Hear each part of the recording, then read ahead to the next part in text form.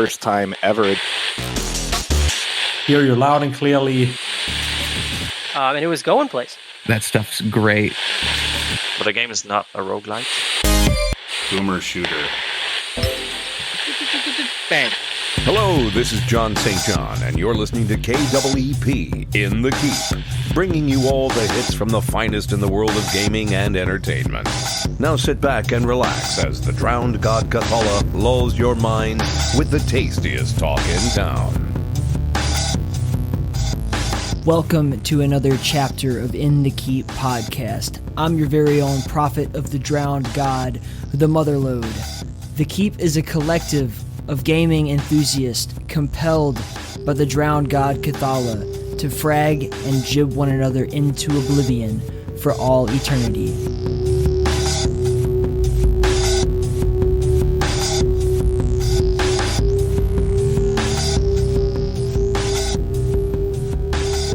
You can introduce yourself. Hi, I'm Major Arlene, and I'm not editing it. Oh, fuck. Hi, I'm Major Arlene. I make Doom maps, and I am also a Twitch streamer that happens to talk about Doom a lot. I have never ever been like into just watching Twitch. You know, I don't like watching people play games.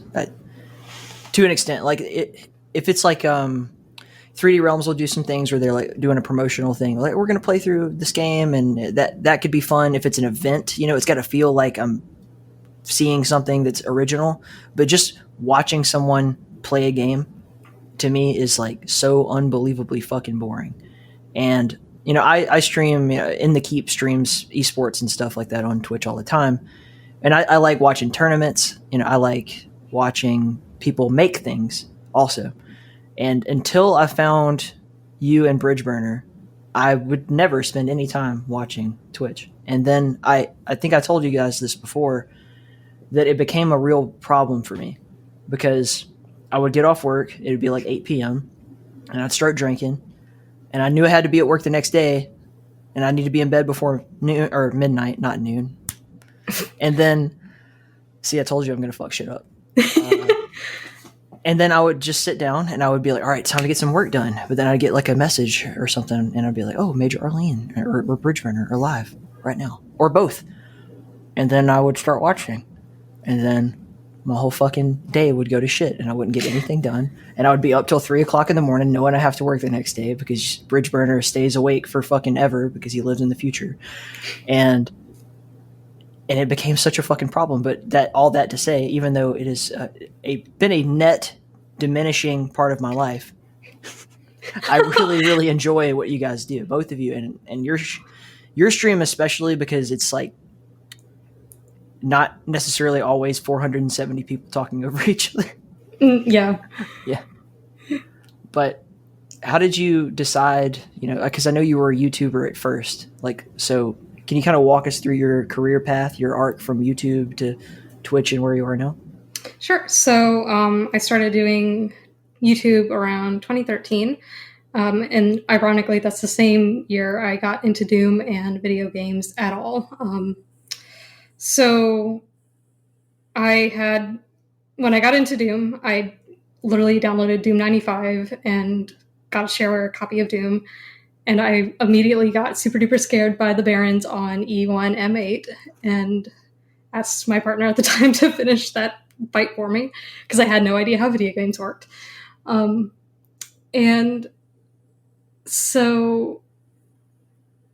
it only took about a couple months, and then I started getting into custom content.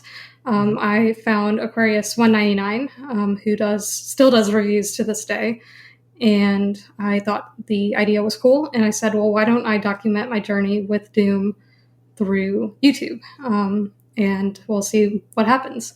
So that's what I did. And my very first review was on Aquarius 199 Strikewatt, and it's still the featured video on my YouTube channel if you go look. So I kept doing that and kept doing it and kept doing it. And 7 years later, I had racked up like 700 some reviews, and it's like, oh, I've been doing this a little while. I had started off with like just text, and then I just started using my voice, and then I literally had like this really jank setup where I set up an iPad to capture my face because I didn't have a webcam on my laptop at that point, or I didn't know how my webcam worked. So, and I was playing on this like laptop from 2002. It was like the jankiest stream or YouTube setup that I had ever seen, but it was what I liked to do, and I just kept doing it. And the way that I would do my reviews, the way I would pick my content, if somebody didn't recommend something for me, I would go to the id Games archives, and then I would hit random and play whatever came out. So it exposed me to a wide variety of custom content. But unfortunately, things sort of changed at YouTube. A couple of years ago, a lot of people, would remember this, that they changed their monetization threshold for people making money on the platform. I did not meet, I think, the subscriber count at that point. I was like just underneath. Mm-hmm. And then, unfortunately, I never could get remonetized. After about a year of fighting with YouTube about it, I decided, well, maybe I'll just go to Twitch instead and start doing this sort of stuff. So it was a kind of a weird leap, but I was like, I'm going into college. If I'm going to be spending my free time doing this, I would like to make some money on the side to do that. It wasn't the primary goal, but YouTube was just becoming where it wasn't worth it because, videos would get blocked for something or other. But it just ended up becoming a natural transition because then I started to do mapping around that time frame. So I said, well, and again, this was sort of the way YouTube started for me. It was like, well, I'm starting to learn level design. We'll do it in front of, however many people decide to pop up on my stream. And again, and around that time too, I'd met people like Bridburner who did the whole live streaming thing. And and then I've been there ever since. So I think I've told you this before, but I was like a big fan of your YouTube channel. I was kind of silent. Like I don't go on YouTube and leave comments and, that kind of shit. But I had maybe 3 years ago, something like that. It was when I really got into Doom. Like I played it the first time. I think people have heard this story a million times by now on the podcast. But like I played Doom for the first time on my honeymoon because we were traveling from Mississippi to Arizona, which was where my next assignment was. But we decided like, let's take some time and like go, do like a cross country fucking thing. So we went up to Tennessee and spent some time with my family. And then we were driving to Colorado and we stayed in Greeley, Colorado for one night because I fucked up and booked the hotel room a day later than we were supposed to arrive because I'm a total fucking moron. Great honeymoon. And it gets worse. Okay. So, Mrs. Motherlode and I are leaving the Airbnb, which was a great place. That guy was awesome. And as we were loading her luggage into the car, she was wearing like these. It's all my fault because we had gone shopping or like, let's get some flip flops. She's like, oh, I really like these. I'm like, just buy some cheap ass fucking flip flops. Who cares? And she bought the cheap ones on my recommendation.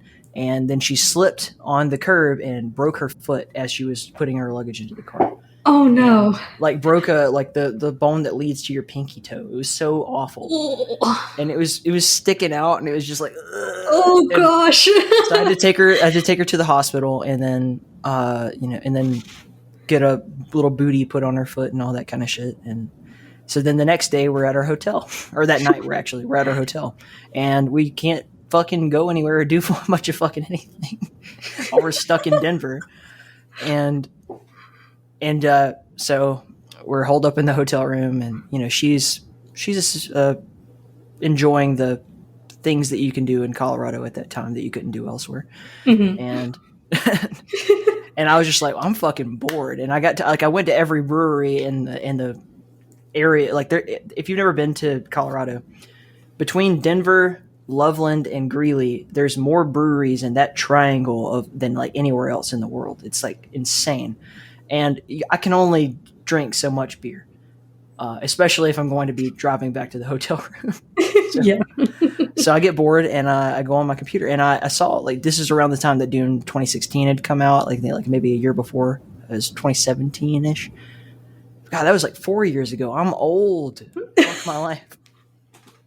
I know. Me talking about YouTube and it's like, fuck, I started that like 7 or 8 years ago. Shit. Anyway, so I wanted to play Doom 2016, and granted, at this time I had no idea how computers worked. I had a fucking like HP Spectra laptop, and we had hotel internet, so there was no way I was downloading Doom 2016. But it gave me like the recommended list on Steam, which I had probably found out about a year before this and still didn't really use. And it was like, well, there's all these other Dooms, and I was just like, huh. And they're like $3 or some shit. So just like Doom 1, Doom 2, Doom, master levels, all the way down the line. And they were like in a package deal, and I bought them. And then they downloaded in 3 seconds and I didn't understand how that worked either. I was just like, I don't know why, but I'm going to play these games. So I sat there and I played Doom 1, Doom 2, all of that in a row in a hotel room while my wife was suffering of a broken foot on our honeymoon. And that was like the light came on. I was like, this is what I'm supposed to do. Like, this is me. And I didn't understand mods either. And it wasn't until a bit later that I really like got into, now I'm a caster for multiplayer Doom, and I never thought that would happen, and so on and so forth. And I started to discover mods because I was watching you and Icarus Lives on YouTube for a long time. At work, You I would be went sitting there. Icarus Lives and then my Rinky Dink channel. Well, I mean, he didn't cover everything. I had to catch the. He wasn't always great either. He's had a career arc that went from not being all that great to being really, really good, like it is now. But I was just like, looking up people who do Doom videos, and I would watch both of you guys all the time. Wow, that's wow. when you're on a fucking a swing shift at work, and it's like dead, there's no weather happening, and I can't leave, so like pull up YouTube and just start watching Doom. and I spent a lot of hours of that watching your channel. Aw. I feel less bad about my channel existing now, at least. Because I was very naive about video games when I went through that channel, pretty much all the way up until the time I started mapping for Doom. I didn't understand how video games worked, and my reviews weren't really reviews. It was just me spouting off a bunch of nonsense, I think, that I thought was reviewing. But I don't know. I tend to look back at that as like, this was a journey of me learning how to play video games, but it was really learning how to play video games and not actually reviewing really anything. But you really opened up about that in the show that you did with Bridge and Jim. Yeah. Episode number 3, Bridge Burner Podcast, produced by In the Key. Go click it now. Just be there for all the Age of Hell laden muscles. That's all.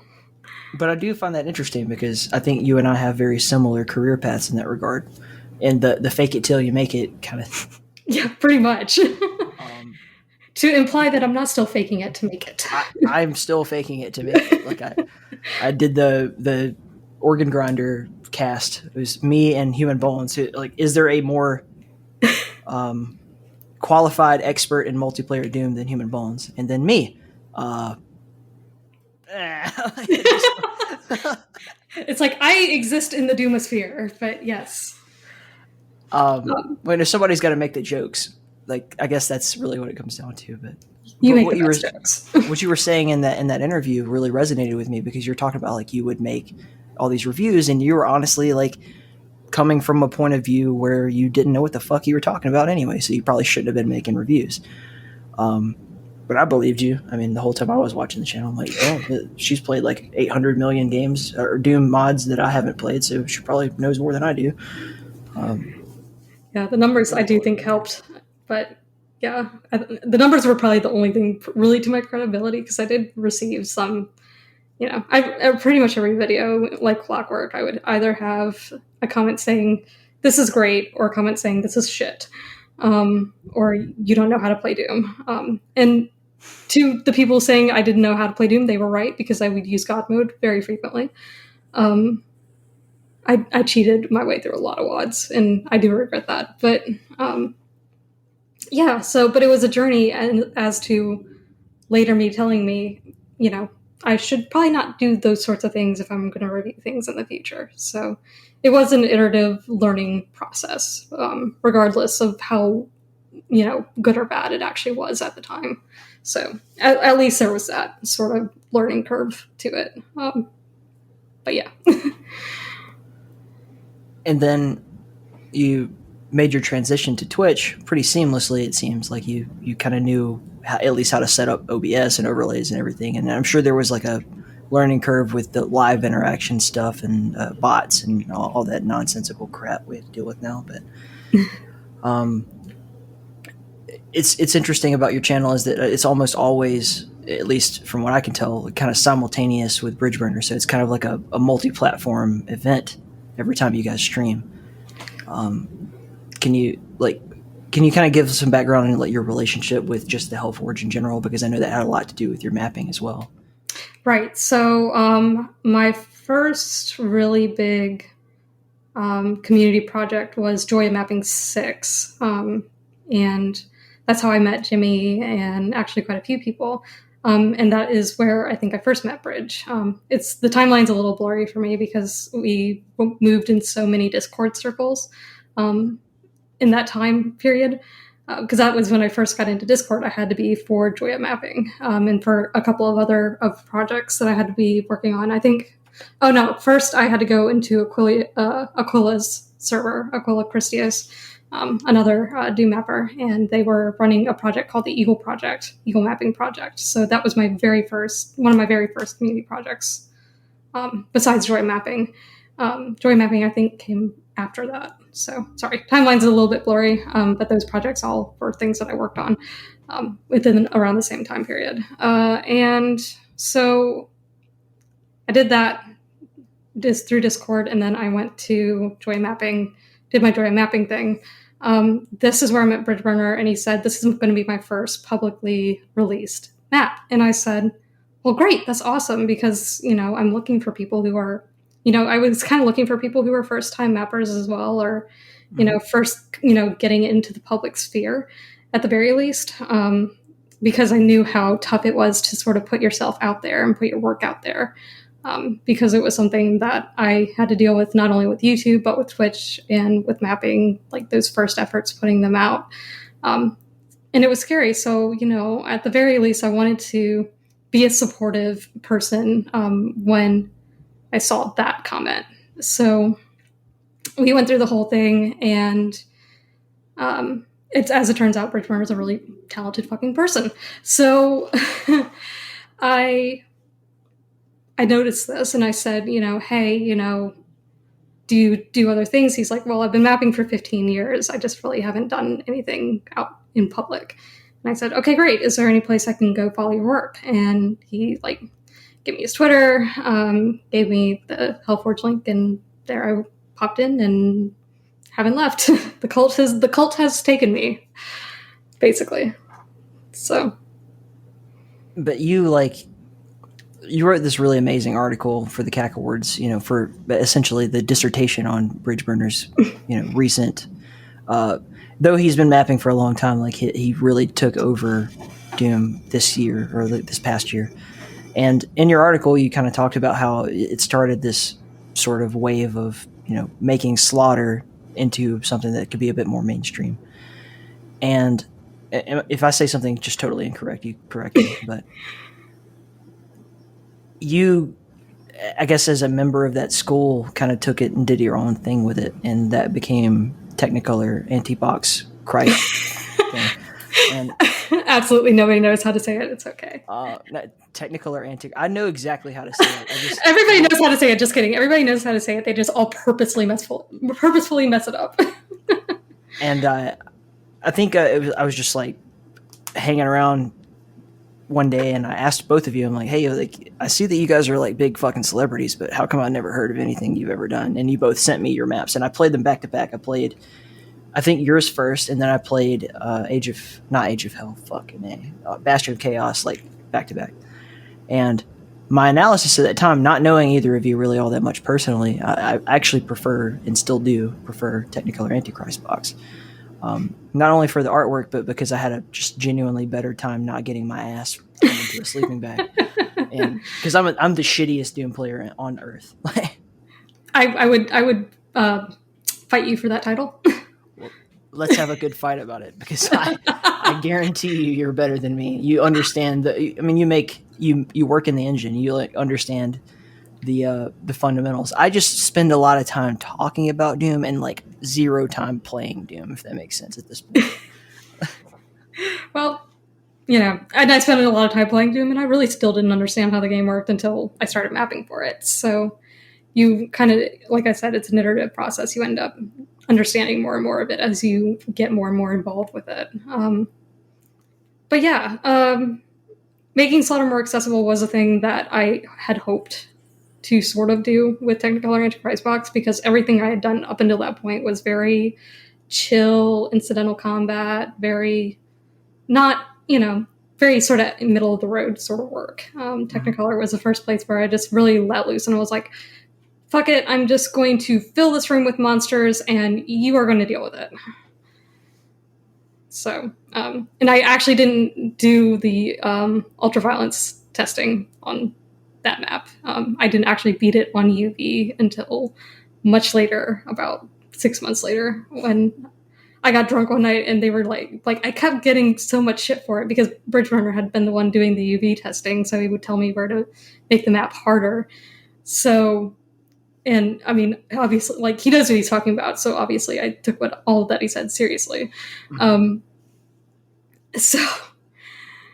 But they kept prodding me. They're like, dude, you need to play it on UV, you need to play it on UV, you need to play it on UV. I'm like, I know.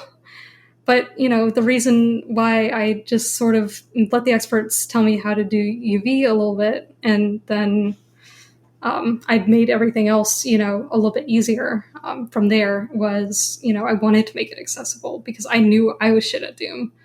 And I know there were other people that were shit at Doom. And not necessarily, and, the people who maybe didn't like Slaughter weren't even necessarily shit at Doom, but really didn't know where to approach it, because you have things like Sunder that exist. And Sunder, for anybody who doesn't know, are these mammoth maps that just are filled to the brim with like so much angry monsters, and just, it's crazy. Because I found myself when I was playing Sunder asking every single time, Insane Gazebo, who hurt you? Are you okay? Because when I finally heard him talk, I was like, that's not Insane Gazebo. Insane Gazebo should sound angry. And I'm like, oh, okay, this is where he gets all his anger out, is the Doom maps. So anyway, that was, yeah. Because it was things like Sunder that I was playing that I was just like, I don't want this to be every person's introduction to Slaughter, even though it's probably one of the most talked about Slaughter maps, and it's a great set. Just not everybody wants to jump in, completely into Slaughter that way. So that was the hope, and I'm glad it ended up delivering. So now it's almost a year old at this point. So it's pretty hard to believe. I could be totally wrong, and you're the expert, so I'll just kind of defer to you as I meander through this idea that I have. But playing through Bastion of Chaos and Technicolor, and eventually we're just going to drop Bridgeburner because fuck him, I'm kind of tired of talking about him. But for the sake of moving the conversation along here, you guys sort of invented a new way of releasing a project, right? Because people would release a map, or people would release, a map pack. And these ginormous maps that you guys released, they're both both of what we're talking about for people who don't know listening. They're just one big fucking fat map, but they play in such a way that it kind of feels like, finding a key or opening a new section is like another level. It's almost like a Dark Souls. Mm-hmm. You make new areas accessible because you have advanced in some way. You found a new weapon, you've opened up the area, and the progression is so seamless that it doesn't really feel like you've been playing the same map the whole time. But then you have to go back and kind of revisit areas that maybe, if you're me, just ran past the monsters and said, fuck that, I'm not dealing with that, only to find out later that I do have to deal with it. That's a problem. And it makes it feel, to me at least, because I was never going to play Slaughter maps. The only time I played Slaughter maps was in Z-Damon sessions when we were like, all right, fuck it, we're all going to jump in there, or Thursday Night Survival. And it's 30 people, and we're just meleeing our way through the whole thing. Just fuck it, just let the real players run forward, and then I'll kind of scoot by and say, I survived, I won. And actually that kind of bothers me, that because it's a GZ Doom projects that you guys are working on, the multiplayer scene doesn't really get to do that with your maps, and that sucks. It's not your fault, obviously, but it's very interesting to see that you guys have kind of, I don't want to like attribute the credit to any one person, because I think each of you created a new way for people to enjoy playing Slaughter that was completely inaccessible to a noob like me before. And also my cat's crying. I'm going to let her in. Okay, go but for it. I'm still here. I can still hear you. Okay. Yeah, so I will say probably one of the things that attributed to that sort of style of map and style of gameplay. Hi, Kidder.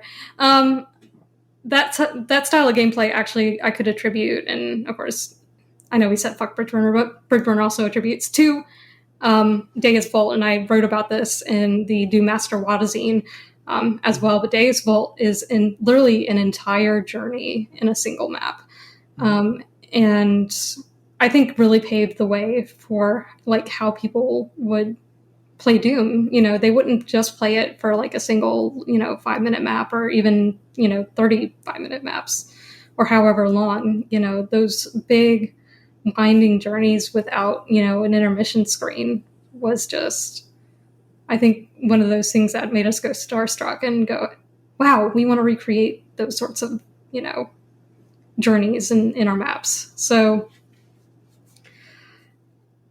I don't know, like it does, like Bastion is definitely a much better example of what I would call a journey WOD, where you're literally, and you can choose which way you want to go in that map. You'll still end up going to, certain places regardless. And it does still play linearly, but you have a lot of choices that you can make with that map. Mine's a little bit more cut and dried. You have a branching path, and then that's kind of it. It's just a relatively linear map, but how you approach those paths is, again, that was the sort of thing that I wanted to present, is even though it was still a pretty linear map in nature, like at least you could choose how you wanted to do the combat, how you wanted to get your keys, how you wanted to, approach this fight or that fight.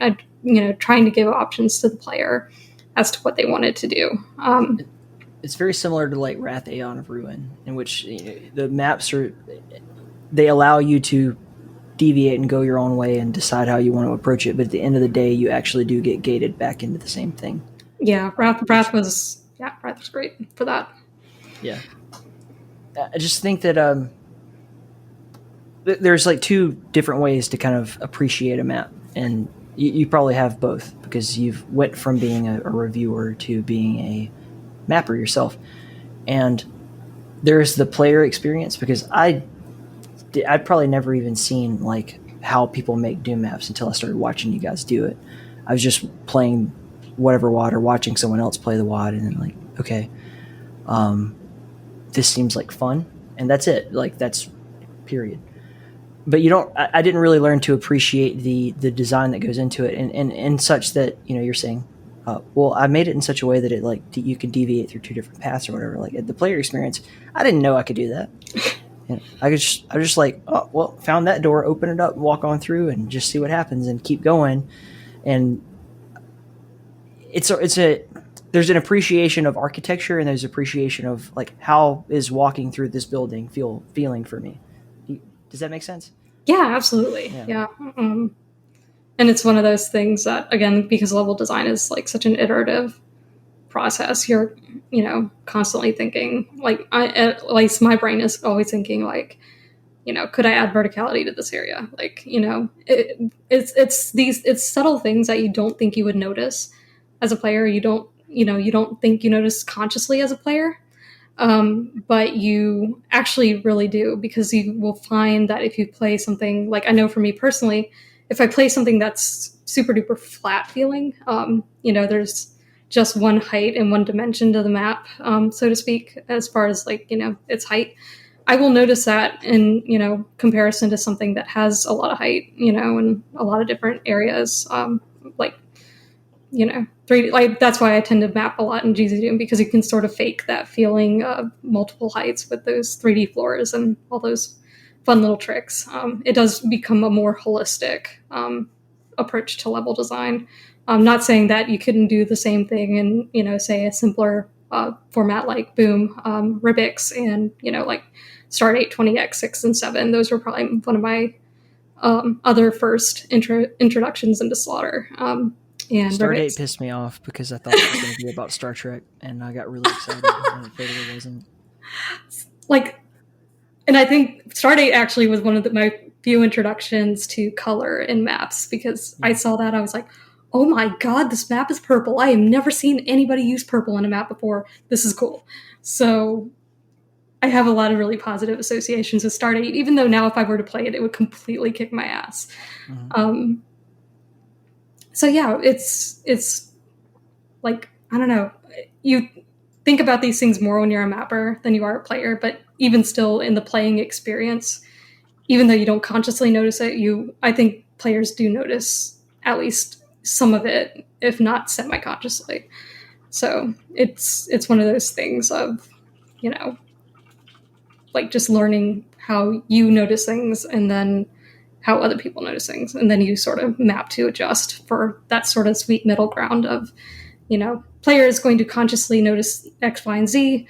And this player may not notice it, but they may notice something else going on with the map. So, because like some people commented on height on Technicolor, and then the other people talked about, wow, look at all this detail you put in. I'm like, and then, the people who were commenting about the height did not comment about the details. And it was like, okay.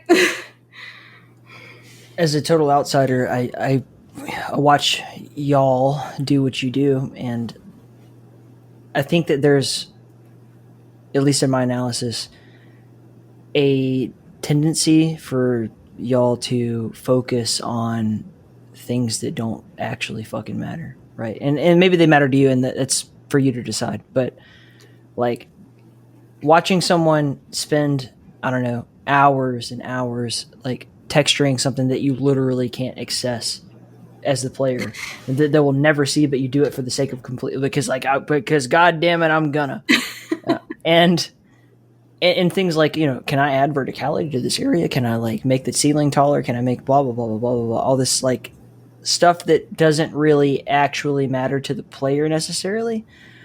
And I appreciate the dedication and the art form and the beauty of what that is. I just the way my brain works, I'm like, nah, sweep the dust under the rug. Fuck all that shit.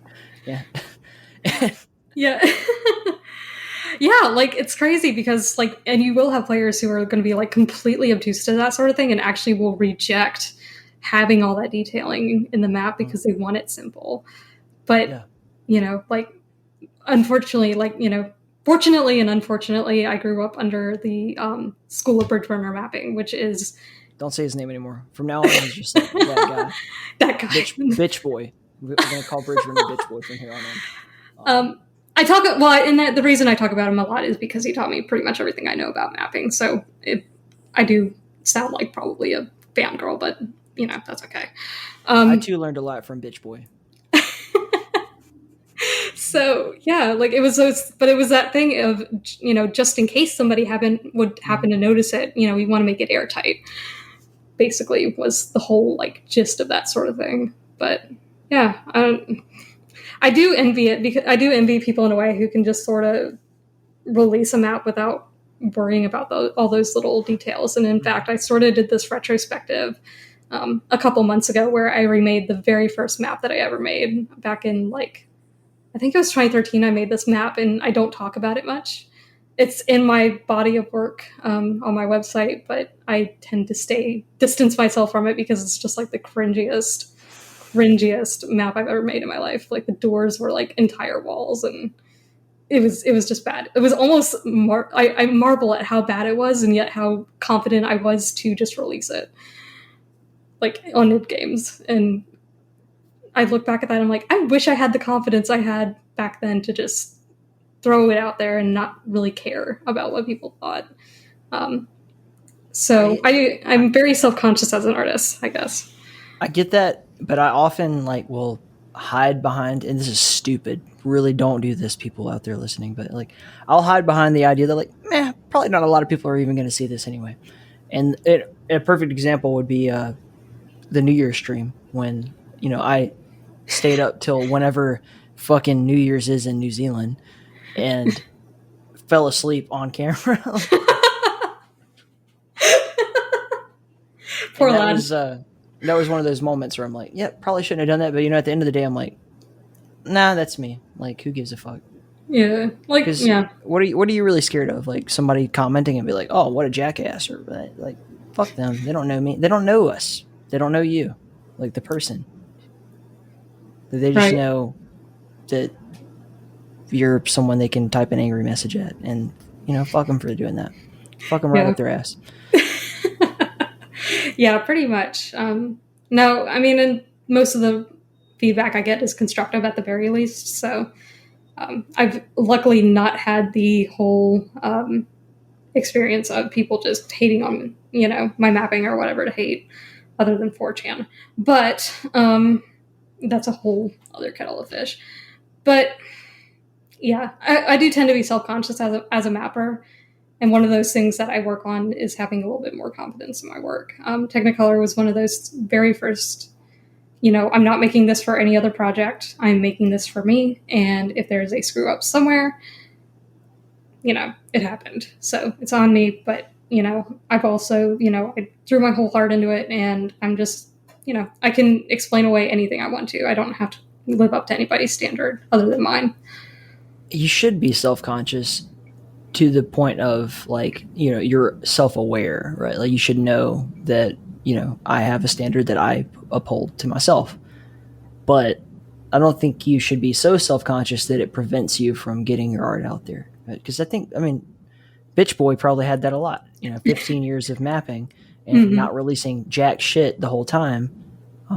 Very Bitch Boy move. But eventually you get to a point where you're like, you know what, fuck it. I feel good about myself and I'm going to do it. And I can't really relate to that. I'm a very self-conscious person, and that like, there have been periods in my life when I just absolutely fucking hated myself and had to deal with that in some way. But I've never been afraid of public speaking, and I've never been intimidated by being in front of a crowd, if that makes sense. So I'm perfectly happy to come out here, do a podcast, talk to you, say a bunch of embarrassing shit that makes me look like a total asshole, and then move on with my life. Like I've never, ever had a problem with that. I was in, theater when I was in like the 3rd grade, from there on in. Obviously, I think I've told you about the pro wrestling stuff before. Like that stuff doesn't bother me. So I have a hard time relating to it. Like when I talk to artists like yourself, or like Uncle Had is, he's my best friend, and he, keeps making all this really amazing looking stuff in Quake, and I'm just like, you got to release something, man, and he can't get past that. Like, it's not ready yet. And I'm like, just fucking do it. Just who gives a shit? Yeah. Oh, yeah. Well, actually, ironically enough, I just released a map pack called Death's Dichotomy. This ended up coming out of a community project I was running. I started on July of 2018 because I thought I was good enough to run a community project at the time. And I know how that sounds, but I didn't have the leadership skills necessary at that point to run it. You weren't, but you are. Yeah. Well, there you go. So it was near death experiences at first. And again, so I've held on to these maps for, 3 years, 2 years, just hemming and hawing and, iterating. And I'm like, I'm still not ready to release this. And finally, there was a little bit of a dissolution of the project, which was a little bit unfortunate, but I kind of knew as just somebody who wasn't fully ready to lead a project, and probably still isn't. But I recognized that shortcoming, which actually took a lot of guts, I think. To at least have the confidence to have that sort of introspection to say, okay, I may have made a mistake doing this and dragging other people into it. So, for those who did participate in the project, I said, hey, I'm sorry, and, here's what's going to happen. You guys are free to release your stuff on your own if you want. And I actually still had some people that stayed. Remy Rathball and Clay all said, hey, if you want to take our maps and release it with your two, that is perfectly fine. So, and that's what I did. And finally, but it took really a just kick in the butt to say, hey, do something with this. Don't sit on it any longer. You can release it. Stop making excuses for yourself. And that was a huge moment of growth, was to make that decision to move it and still release something out of that pack, even if it wasn't, the 10 or 20 maps that I had at that time. So yeah, I don't know, like that, I may not be always confident in my art, but I feel like I've grown in confidence in other ways, in making good decisions, or at least trying to. I won't say I won't make good decisions all the time, because I definitely don't. Like opening up a third beer that's still sitting on my counter from last night. But yeah, like it was really strange, because I've grown in confidence in some ways and not in others. But because without going too deep into it, I kind of grew up as a very anxious child. My parents expected a lot out of me. We are going to get so into that. You have no idea. I have no idea how much I'm going to push on that. Oh, shit. Go ahead. Well, I mean, literally, like, I was pretty much in honors from third grade, which is the earliest you can, get into honors classes. So, and my parents expected me to stay there all the way up until graduate school, basically. Or, for me to graduate with, a whole bunch of honors and all this stuff. And I was like, all right, I guess I have to do this. Not that I want to. But, I'm sure it was good for me, and I'm sure it was growth. So my parents are not bad people. Just it caused a lot of this anxiety to sort of be perfect and not be a disappointment. Well, I don't want to say be a disappointment, but just, try to at least look like I was making good decisions for myself. I went to school for accounting, and that was not what I wanted to do, but that's what I decided to do, because I knew it was practical. So let's make this fun, because my mom and my grandma always listen to the show. So here we go. All right. My parents were total pieces of shit, and I hated them until I moved out of their house. And now they're the best people in the whole fucking world. Yep. Yeah, I literally just moved out last August, and yeah, it's definitely improved my relationship with my parents, because I remember it would just always just be like this prickly feeling. Like, and not for any particular reason other than just like, they would always, kind of poke at me like, hey, don't spend all this time on the computer, but level design was something that was mine. I love my mom to death, but she hopped into a lot of my hobbies growing up. I took horseback riding lessons from the time I was 8, and I forgot you're a horse girl. I know I'm a horse girl. It's horrible. But yeah, I knew a horse girl when I was growing up. Her name was Rachel Funk, and she lived right down the street, and she was the horse girl. Everybody knows one. I am the Doom horse girl at this point. So now you know another one that you're going to have to deal with forever. So, but yeah, so I took up horseback riding, and eventually, like 5 years later, my mom took it up too. I'm like, Mom, why? Because I can. I tried to take up martial arts to get a black belt, so dudes wouldn't be like, I could just punch a dude in the face if I needed to. And my mom took that up too. I'm like, oh. Which martial art did you pursue? It was like this weird mix of like Taekwondo, and it was like not like, I wouldn't say like like mixed martial arts, but it kind of was that a little bit. It was Taekwondo and something else. It wasn't like traditional Taekwondo. I made it all the way up to what they call a deputy black belt, which is your step before first degree black belt. And they were like, oh yeah, we want $600 for you to do this testing. I'm like, fuck that noise. So I am almost certified to kick anybody's ass. I'm sure any real martial artist out there listening will like balk at this, but like, so I don't know if you heard the recent one I just released with Jordan Moshe from Conscript, but he's a real cage fighter, right? Like, I keep being bewildered by these people who are like, game designer and also cage fighter or like fine artist or whatever the fuck. And that's the most exciting thing about the podcast is just like learning who people are and really getting into their personalities. But he legitimately like mixed martial arts all the way, Brazilian jiu-jitsu, Muay Thai, everything. And for me, like my combat sports experience was, pro wrestling, which is not a real martial art. And, like I did Shotokan karate for a long time.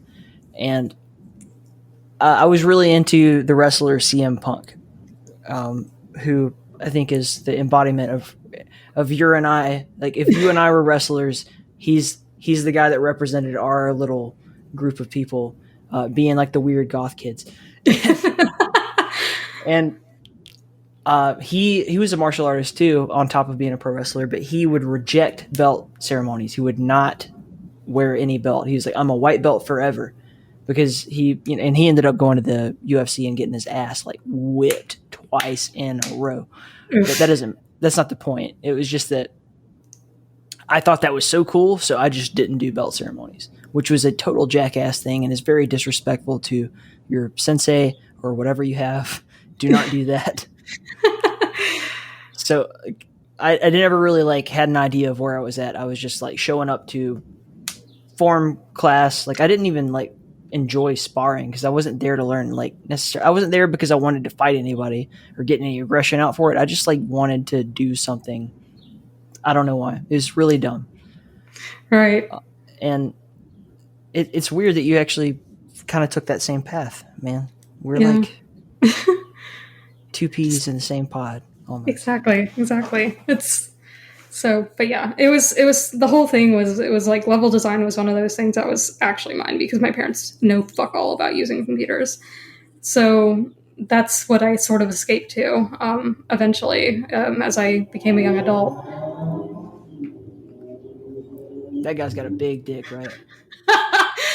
I point that out on stream a lot because unfortunately you can hear a lot of things coming through my back window and it's often like just tons of loud cars and I'm just like, it's better than the lawnmowers and birds and cicadas and bridge burners. I'm sorry, bitch boy stream. So I should really just have like small dick counter on my stream as many times as it happens. Like civvy sewer counter, but for you it's like little dick muffler counter.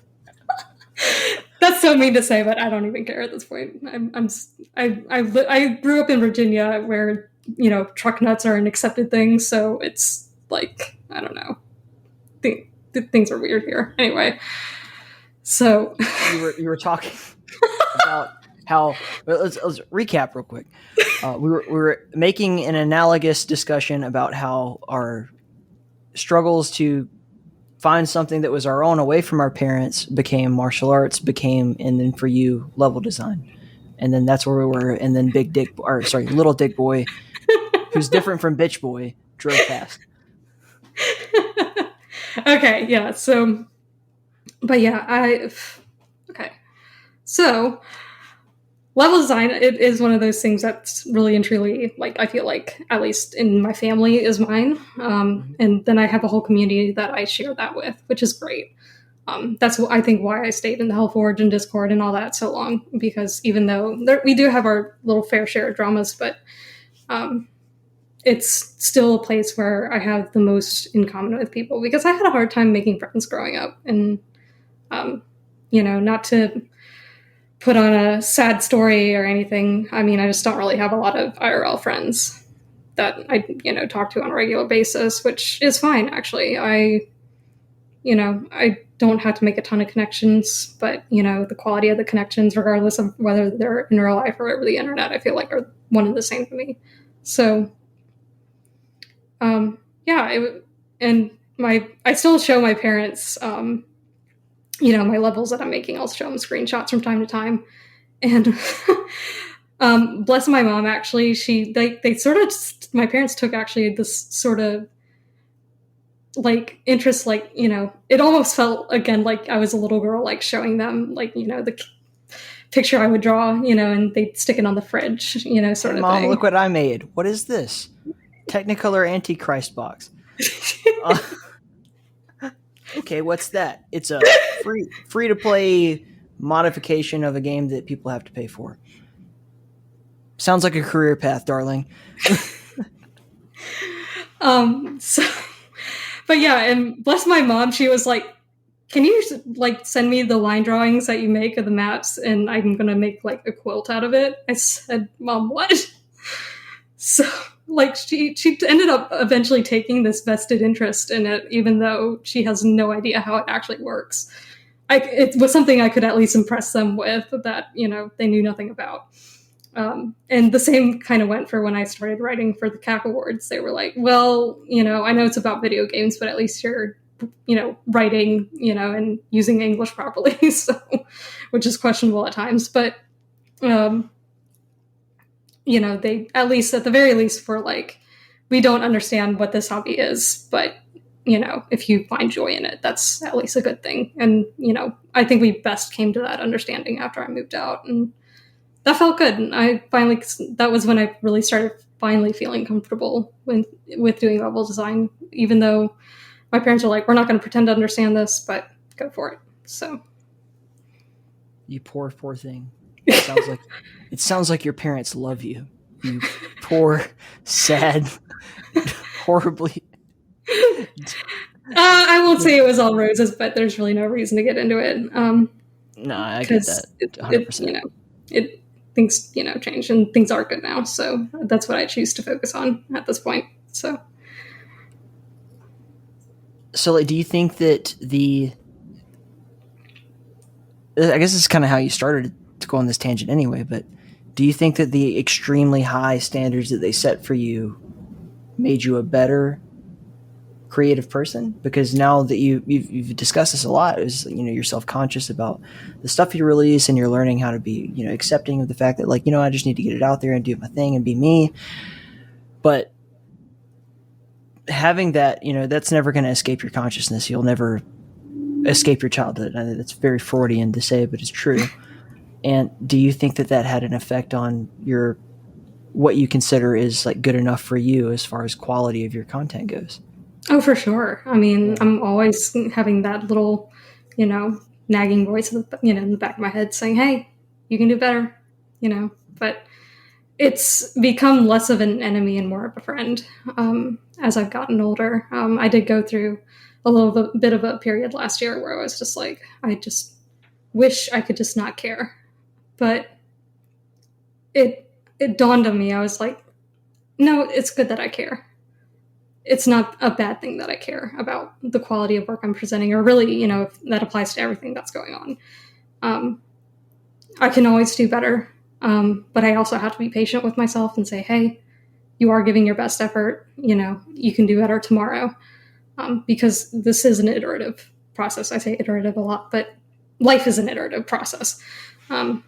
You're constantly learning and constantly evolving. So at least having that sort of high standard for myself has always pushed me to at least, even though that energy may not always go in the right place, it's going somewhere and it's going forward regardless. So, I think that was actually probably a good thing growing up, actually having that sort of pressure to want to do better. Because I think it's made, I won't say it necessarily makes me a better person. Maybe it's a better person than I was, 5 years ago when I was just learning how to be a functioning adult. So I think that a lot of artists, and is in my analysis at least, tend to, they work in 2 and 3D space. If you're a physical artist or whatever, in your case, totally 3D because it's in a computer and it's making a game. But people fail to think about the 4th dimension, which is time. And so it's not necessarily like, is this the best that I can do? Period. In these 3 dimensions, it's about what can I do reasonably within an amount of time that justifies the time that I spent on it. So like, what can I accomplish if I have 6 months to do something? And that's what I like about, what we did with Mapomania or WrestleMapia or whatever the fuck that shit was called, is, the speed mapping stuff, because it's like, okay, you are functioning now on a finite, four dimensions. You have 3 dimensions to work in, and the 4th one is like how long you have to do it and what can you really do and accomplish in that. And that doesn't have to be, an hour or 2 hours or whatever the fuck it was for that. It could just be, I'm going to set this goal for myself to release this thing in this amount of time. And if you get to a point where you're done with it and you're like, nah, I could do better, but then you'd never release it, then it's worthless. It doesn't actually mean anything to anyone. And that's something that, like, you're not one yet, but commercial games really struggle with. They end up setting a deadline and then pushing it back. And there's a place for that. There's a place for it's like give me the best quality product within a still reasonable amount of time, but maybe that's not today. Maybe that's a delay of a few months or whatever. That I accept, but you can't get so involved in like every little fucking detail that you never make anything. And that is a very difficult thing to implement into someone's schema, I guess. And it's even worse when the 5th dimension, which is called money, comes into account. Yeah. Because then it becomes like, all right, well, the budget is X, Y, and Z, and you have a deadline and a budget and 3 dimensions to work in, so fucking figure it out. That's a whole different ballgame. Yeah. I like, it was funny because I had a conversation with somebody who said, hey, would you like to apply for a professional level design gig? And I'm like, oh God, no, I cannot. Like, and it wasn't even because I didn't believe in my like skills as a mapper, even though it was for like a Unity engine game, and I've never picked up Unity in my life. I figured, that I could learn, but I'm like, learning how to really manage my time with this sort of thing. Even, I have not always been so great about time management, and it is one of those things that I have to work on. But yeah, just transitioning to professional, I think that's why I would never translate into professional level design, because, and not only is it, that time based, but yeah, people are, it's the money that the studio is putting in, and it's also that the money that people are paying to play the game. Like, you want to deliver something good, and I'm just like, that's why, at least with Doom, there's no expectation that people are going to pay for this, and want to get their money's worth out of it. All they really want out of that is, their time to be well spent. So at least, that's why I was, that's scary to me still. I don't quite believe in, that whole practice. I respect the people who can. But yeah, like, I feel like it would be a good motivator, because like, I've worked in community projects that are, give you a finite amount of time.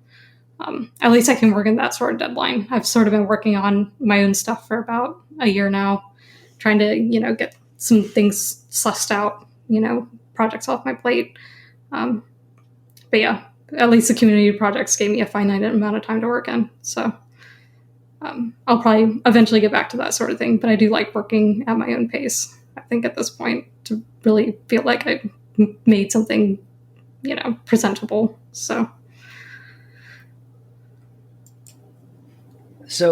like, with that whole subject in general, just kind of like psychoanalyzing your past, I guess, a little bit. But what I find really interesting is the fact that you've talked about, not wanting to be a commercial game developer or whatever. And I think that's perfectly fine, because the avenue is different now than it used to be. And what I find so cool about the time that we currently live in, even with all of its many, many issues, is the fact that a totally independent modder can monetize their product, not by like charging for the product, but by, being a streamer, being a content creator or whatever. And you can, I'm not sure how you're doing at this point, but like, you can really make a career out of just doing what you're doing right now, even though it's like, doesn't immediately from a business standpoint make sense at first. And I'm curious, like, just how Twitch and being a personality has treated you in terms of turning your hobby into something that's not like a total money sink, if that makes sense. Right. So, as I discussed earlier, because, I didn't go into like really any of this to make money specifically, but if it was an option available, that's what I would do. And because YouTube was not providing that, that's, of course, when I turned to Twitch. And yeah, like it was kind of strange at first because I'm like, because I'm like this, sort of anxious, sort of insecure person. Sometimes I'm like, don't pay me money to just, sit here and goof around in the editor. Like that makes no sense to me sometimes. But at the same time, I'm just like, if that's what people want to spend their money on, Twitch has allowed that. Apparently people will spend their money on a lot of things on Twitch. That may be questionable. So, I yes. Oh god, the hot tub and no. So apparently I still need to do a hot tub do mapping stream, so look out for that soon. Shannon, please don't.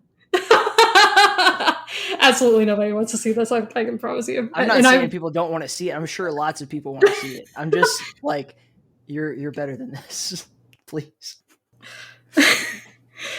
I enjoy being on Twitch, not necessarily because people give me money, but because I have a community of people that I can interact with. And I just so happen to make money doing it. So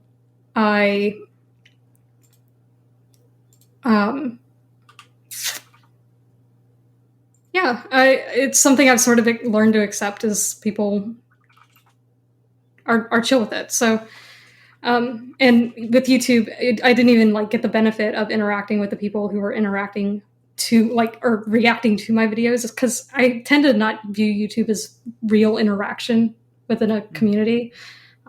You can build a community with YouTube, but it takes a much different personality than I have to do it. So at least with Twitch, I can in real time say, either, yes, I like that opinion, yes, or, you're a dick, or, whatever, or I can just react to what people are saying and they can react to me. And there's a really good live back and forth feedback iteration. And that's, what's made, also doing level design worth it, because I'm doing it on stream, and getting that live feedback and getting that encouragement that I probably wouldn't have gotten if I were to just, sit down for an hour and record myself, doing the level design stuff through, because I actually don't know how many people would actually watch level design on YouTube, just sit down for an hour and do it. But because you're getting your live interaction as you're going along, it's made it much more worth it for me to be on Twitch, after working a full-time job, looking at numbers. It's, it's actually kind of a nice release in some ways. And the fact that I've made enough money to really kind of, at least afford the good things and the nice thing. Like, not even like the nice things. I'm able to afford an apartment. And I'm able to, have nice beer in my hand, and I'm able to, have food on the table, and still feel comfortable. That's it's a nice thing, and I recognize that is a privilege to have. So it's a good. I don't know. I don't know what to say other than it's just a really nice feeling to be able to, capitalize on it, even though that's really not the goal of what I'm doing. The fact that it has, sort of progressed that way has been a really nice unintended side effect, essentially. So, I mean, you know me, I'm the ever disgusting, horrible American capitalist. But I must say that, like, when you have something that you do, right? Like, I started this stupid podcast out of frustration and a need to do something, right? Like, I just needed a fucking hobby or whatever to do. And, and it starts out, and it's like, well, I have to invest in all of these different things, and, like, hosting services and mastering and equipment, computer that can do everything that I needed to do and all that kind of stuff. And then when it becomes something that is no longer a detriment to you, like when you're like, this is taking care of itself, that's success. And then, if then your goal becomes like, well, I want to pay my rent with this, then you got to step it up a notch. But just the bare minimum of like cutting even is that justifies the time at least that you put into it. Exactly. Yeah. And- I mean, you know, all the money I've gotten from Twitch has generally gone into things that have gone directly back into the stream. You know, I basically will either hold it in my PayPal account or, you know, I'll keep track, at the very least, try to keep track of what it is that I've made during the month or, you know, during a couple months. And, you know, I will take that money and put it towards streams. Tiny dick counter two. Tiny dicks, man. Number 2. So yeah, but basically it has taken care of itself. You know, I get $10 and then I put that $10 towards, you know, a new stream layout, or, you know, I get, you know, $20 or, you know, and that $20, you know, if I get that, you know, 4 or 5 times, you know, that's, you know, put it towards a new webcam, whatever. So it is a matter of, you know, at least it's at this point paying for itself and taking care of itself. And, you know, then I can at least let my job, you know, pay for my rent and then, you know, some of the niceties and, you know, not have to worry about sinking, you know, personal income into the stream so much to make it better. So that is, you know, the nice thing about it. At least finding finding a niche and then really finding more people who are into that niche is, you know, really great for that sort of thing. I completely agree, but it's also, it comes to a point where it's like, okay, is this what I want to do forever? And for me, it's like, I definitely want to make it like a small enterprise, at least, out of what we're doing here. And I have the benefit of, like, I know my timeline, and that kind of comes back to the fourth dimension thing. Like, I know what I need to do before X, Y, or Z date in order to accomplish the goal. So I've spent the past, you know, 2 or 3 years trying to create that and trying to manifest that goal. And if everything that I planned works out, you know, over the next few months until the end of this year, then In the Keep will at least be a supplementary income, you know. And I've never taken a not a fucking cent out of the In the Keep bank account ever. I've reinvested everything back into paying the people who contribute, paying for the services that are needed, investing in the equipment that's needed to do what needs to be done. And I only survive off my day job. And I am happy to have done that. But at the point when when this thing, whatever this thing is, if it even does, pays the fucking bills, that's going to be like such a beautiful fucking moment. Because the product will become better, right? Like when it's my full-time gig, or at least most of my time, not just a part-time thing that I do at the end of the day, I'll have more energy for it. I'll have more time to dedicate to it and everything. And I just really want to see what this thing could be if it weren't a few hours at the end of every day. And I think you know this, but I'll drive myself fucking insane trying to put as much time into whatever I'm passionate about as humanly possible. And it can become like for me, it has become like a mental health problem where I'm like, I do not sleep enough. I do not have energy to do the things that I actually am supposed to do in order to pay the bills. And you have to find that balance. Yeah. I think a lot of people struggle with that. Yeah. And that is something that sort of progressed over probably the past couple months or so, because I do take, even though the level design and Twitch thing is a hobby, I take it seriously because, you know, it's what I hold on to, you know, for keeping myself out of trouble, essentially, you know, because if I wasn't doing this, I don't know what I would be doing, but it's a hobby, you know, that's keeping me out of trouble, helping to pay the bills. Yay.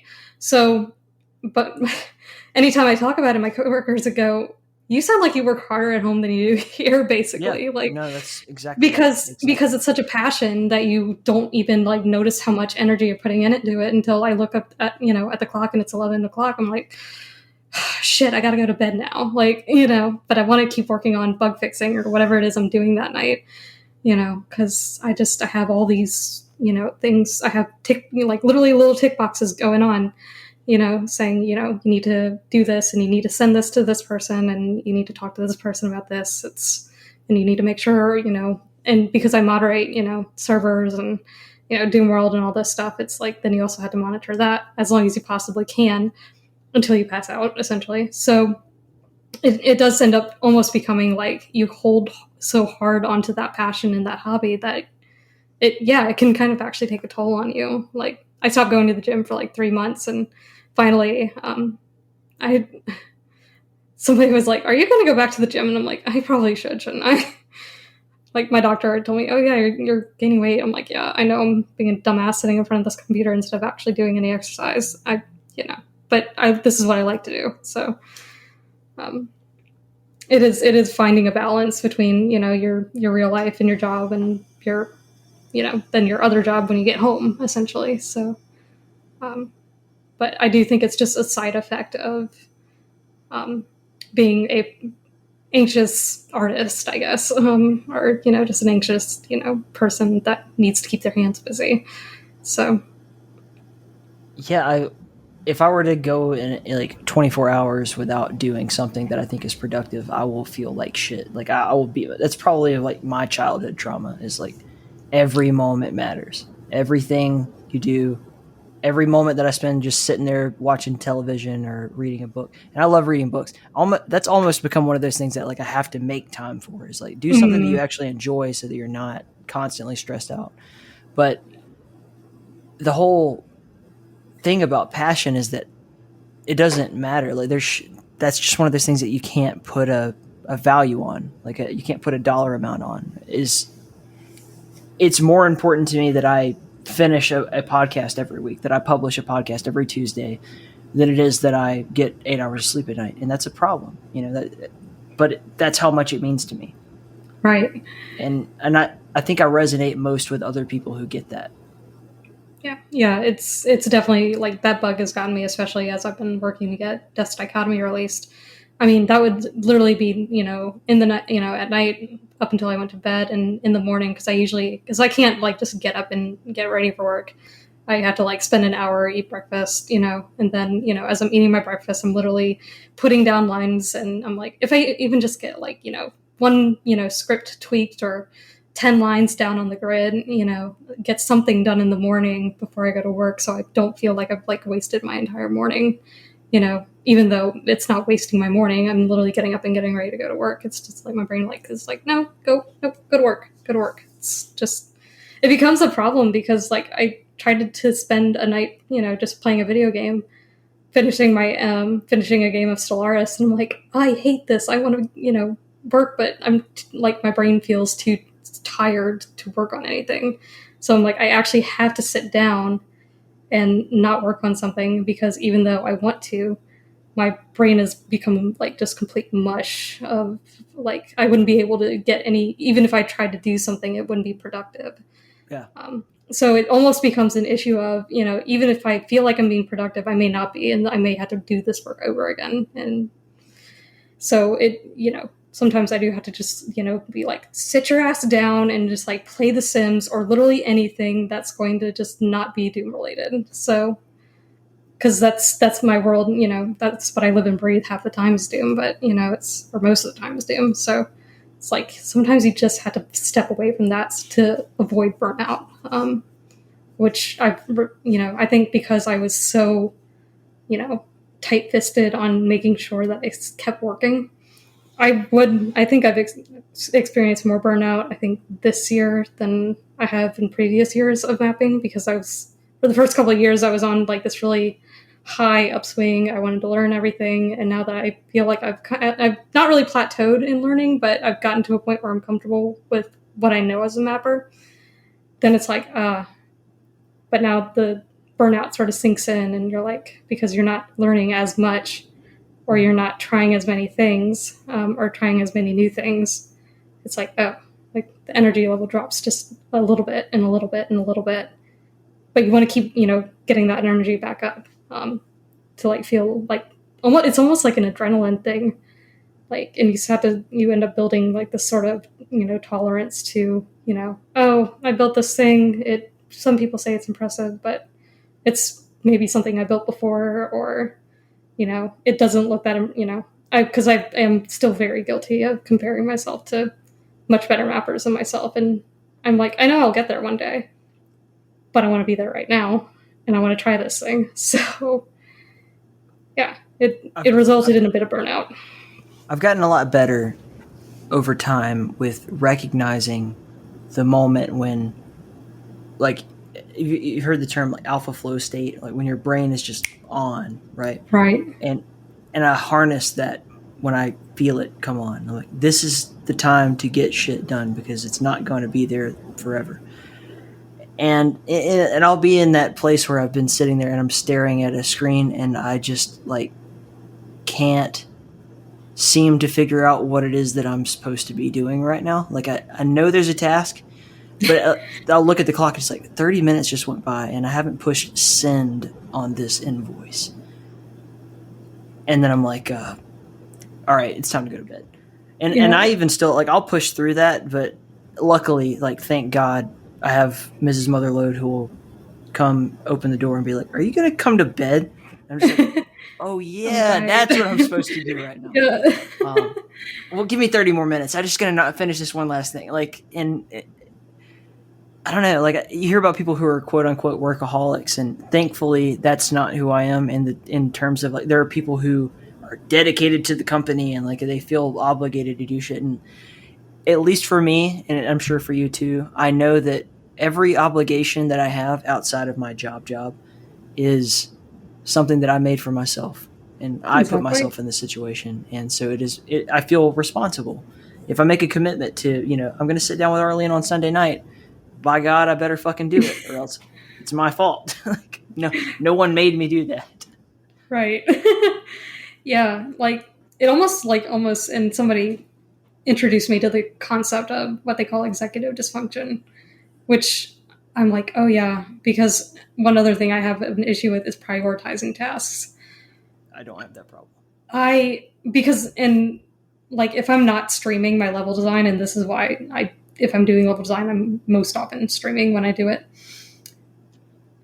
I'll open up the editor, and then I'll go look at Discord and scroll through Discord for like 20 minutes and be like, oh, right, I was supposed to be map for a little bit, map. Look back over at Discord, or, I'll hear a notification pop up on Doomworld or something, check more social media because I'm, doing moderating tasks, and it's like, nope, map. Like, all these obligations that I make for myself, and it's like, it's hard to prioritize just one, even in my, world. It's like, because I have all these obligations, that I made for myself. Of course, it's nobody else's fault but mine. And it's like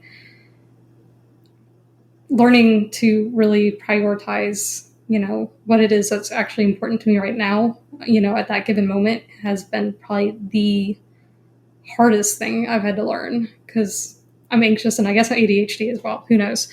But it's like, yeah, trying to find that balance, and then also balancing that with, I should probably, clean my apartment. I haven't, washed dishes in a couple of days, and I probably should do that. I'm not really a slob, I promise, but you wouldn't sometimes slob in my house. Like, or, I was supposed to unload the dishwasher like 2 nights ago, and it hasn't been unloaded yet. And yeah, like, I'll look over, like, I'll be doing my doom map and like, oh, right, I should have been doing like dishes. So I'll do dishes, but do them halfway and then come back, and it's like, nope. Oh gosh, it becomes a mess. It's like learning to prioritize everything has been one of the other things, because now, I don't, even though, my parents didn't really they weren't helicopters when I was living there, a year ago or so. Not that my parents are literally helicopters, but, they would give me a gentle reminder, like, hey, are you going to bed? Or, hey, are you going to actually eat something for dinner? And it's like, oh yeah, I should probably do that. So, and that has been the biggest challenge now that I'm living on my own. It's like, oh yeah, I should probably eat something, because I haven't eaten in like 12 hours and my stomach's growling and I've been ignoring it. So yeah, it's It is strange, but it makes it worse because it's like I know all this is self-obligated stuff. It's ridiculous for me to feel like I'm a lesser person for not fulfilling my obligations that I made. Yeah. And not even to other people, but just to myself to do. So, yeah, it's like this really weird, just learning how to just chill out from time to time and just not get myself burnt the fuck out.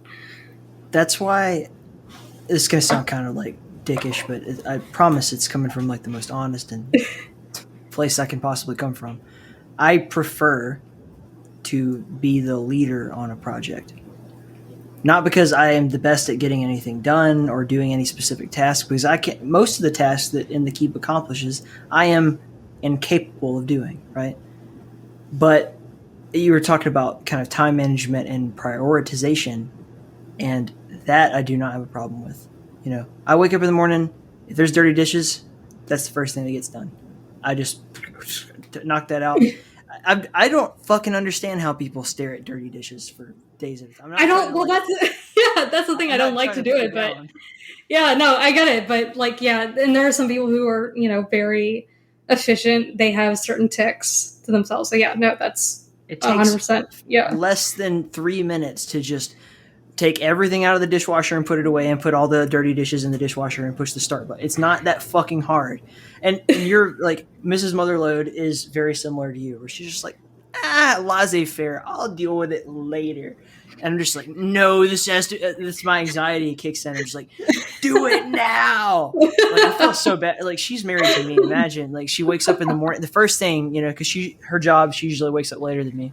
The first thing that happens when she wakes up is just me like, did you take care of all these things? Like, did you do X, Y, Z, Y, Z, X, Z, A, B, C, D? Like, we have to do all these things. Like, and she's just like, give me a few hours. I'm just going to sit on the couch for a while and chill. She's the ultimate Zen, like, person. And I'm so not. I'm just 100% productivity all the time.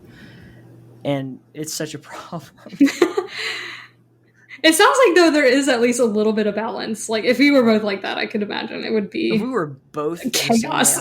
I could, if I were married to myself, I would kill me immediately. I'd be like, you shut your fucking mouth. I don't want to deal with you. I don't want to talk to you. I don't want to look at your fucking face. Like, it would be actual chaos. So no, like, yeah, that's it's an interesting dynamic. So, do you buy into the idea that like that women process tasks differently? It's a if I'm going to get really scientifical here. Oh boy. I believe girls have a more developed corpus callosum than boys do, and that this is the part of your brain that deals with how you prioritize tasks and how many different things you can think about at one time. So, in my experience, and I've only ever been married to one female, so, and no males yet.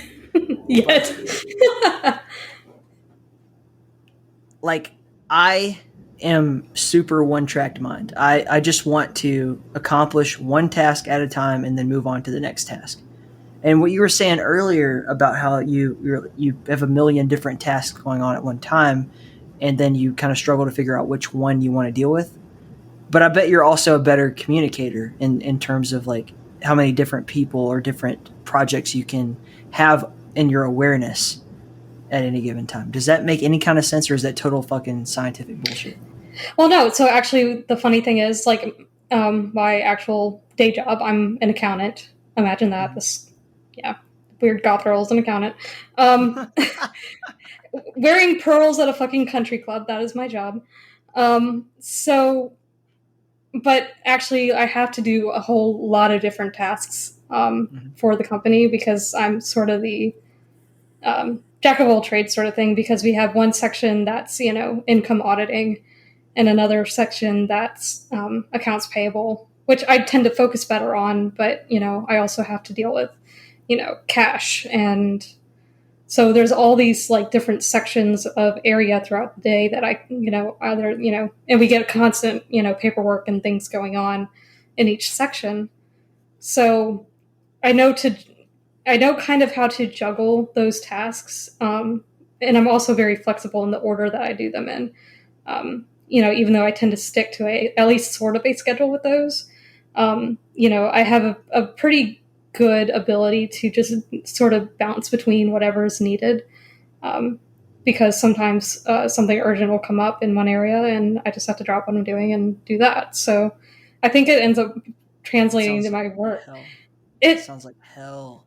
It's actually not, though. Like, and before that I was working retail, so you definitely had to bounce around and do a whole lot of different shit. So, fuck retail. But anyway, so I'm actually quite adaptable.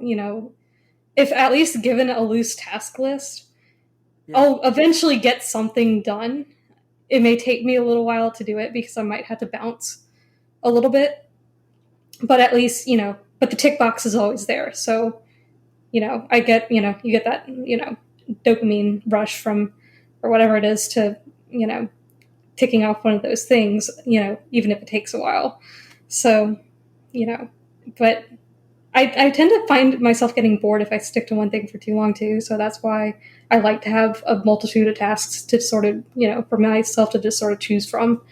So, yeah. I noticed that even in my career field, like weather forecaster for anyone just tuning in that doesn't know that.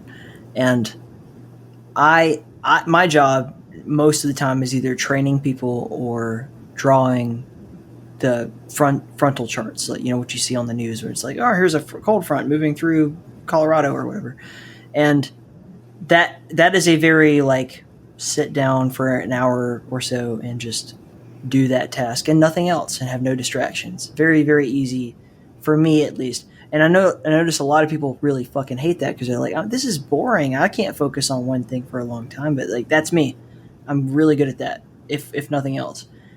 But we also have, we have the area where we work kind of divided into like, over here sit the people who are the, phone answerers who do basically customer service for pilots who are flying and then they need to know what the weather's going to be and that kind of thing.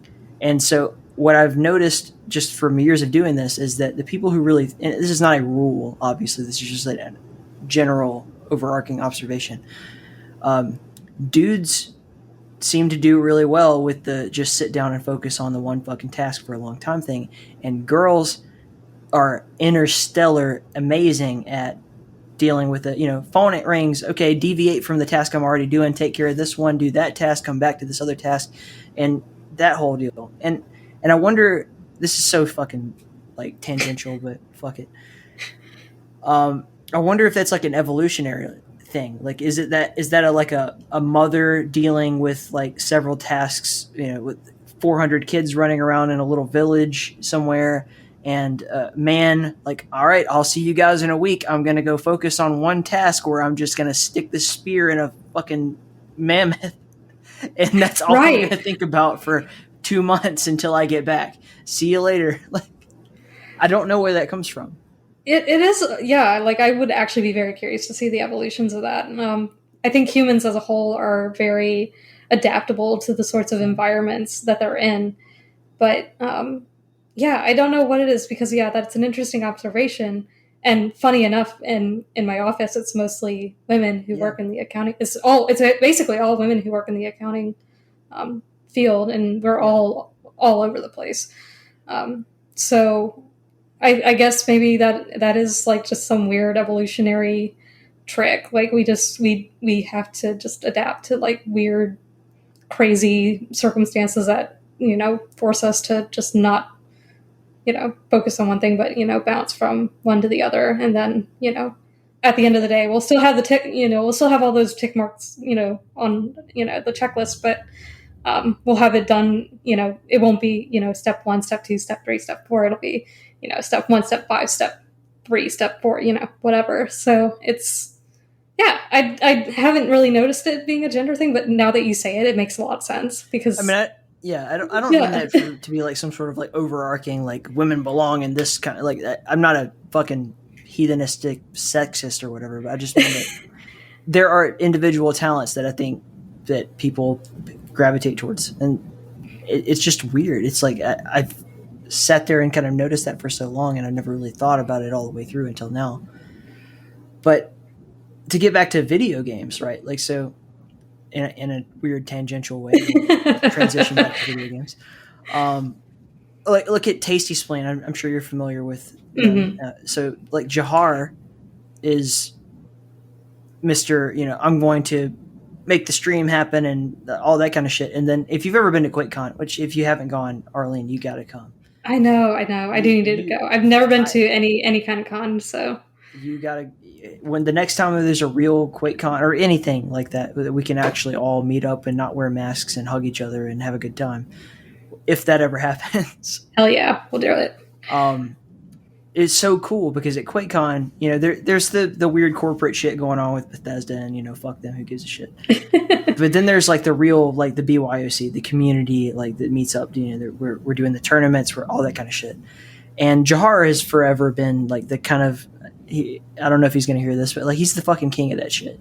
That's his fucking domain. And he's put all the work into it to be the man at what he does.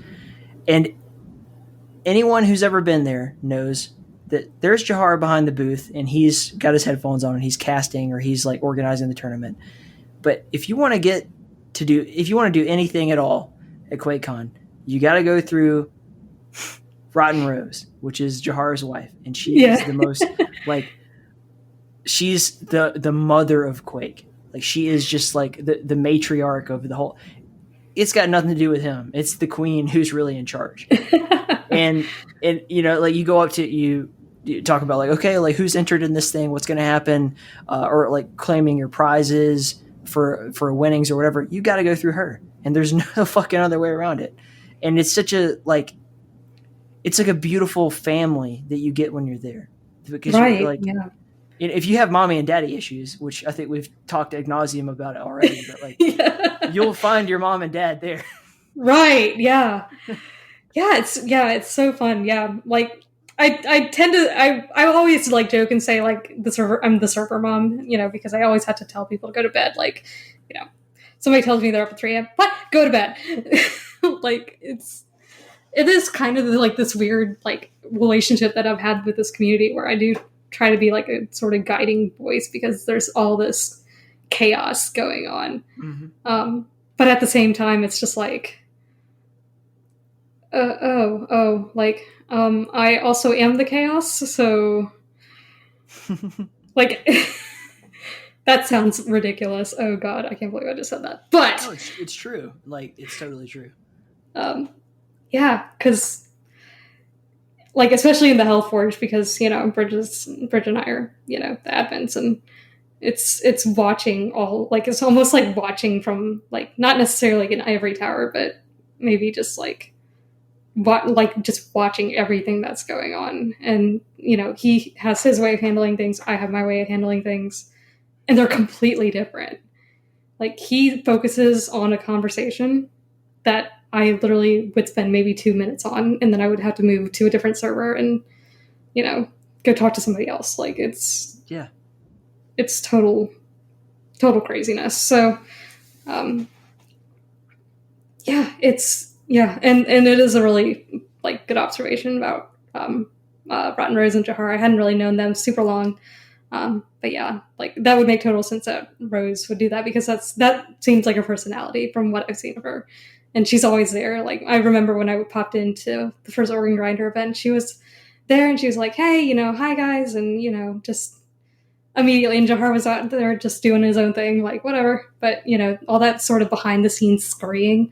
They're my heroes. Like, I want my match to be half as successful as theirs is. Like, they are goals. They are goals. And the other one is that I tend to relate more to is like Gianni and Perennial Astronaut, or MK Duma, who does all the really amazing artwork. The Icona Cheeks is still my favorite art piece ever. And she did the piece that I currently have as my profile picture. But yeah, like Gianni is just like this very focused but very wholesome, and he's just always like, he's always gassing Perennial up, and I don't know what her actual name is, unfortunately, but So we'll say just MK for right now. But yeah, he's always gassing MK up, and he's like, "Hey, y'all, she needs to charge more for her art," and she really does. Y'all tell her she needs to charge more for her art, and just really gassing her up. And then here she is, just like this kind of like meek little thing, and she's like, she posts about her dog, and she's like, "Oh, here's the thing that I made," and you have that, but she's always like more focused. It seems not necessarily more focused, but always focused on gassing Gianni up as well. So like watching those sort of relationships develop over Twitter and over the internet, and obviously no relationship will ever be perfect, but and it doesn't have to be, but you can see there's a really honest, open line of communication with two very distinct sort of roles happening oftentimes. I think people use the term perfect incorrectly. You say like no relationship is perfect, and that seems to imply, and I think in most cases implies, that like everything is happy all the time. Exactly, it's not. I think that perfection is more than just happy all the time. It can be, because the world is designed, the universe is designed a certain way that like everything isn't happy all the time. Like there's a sunny day and then there's a storm and there's blah, so on and so forth. There's yin and yang, and perfection is a melding of the two. Does that mean that you don't fight with your significant other, or you don't have disagreements, or you don't have things about each other that you dislike or you would are annoyed by? Absolutely not. But like a perfect relationship is one where despite all of those things, they work. And that can be really hard for a lot of people to kind of accept, because we get this Disney princess idea of like what a relationship should be, where Prince Charming and and Maid Marian are like just so perfect together, like whatever. You don't really live happily ever after. You live through waves of different times and different challenges that you approach together, and you make a decision Absolutely. each time.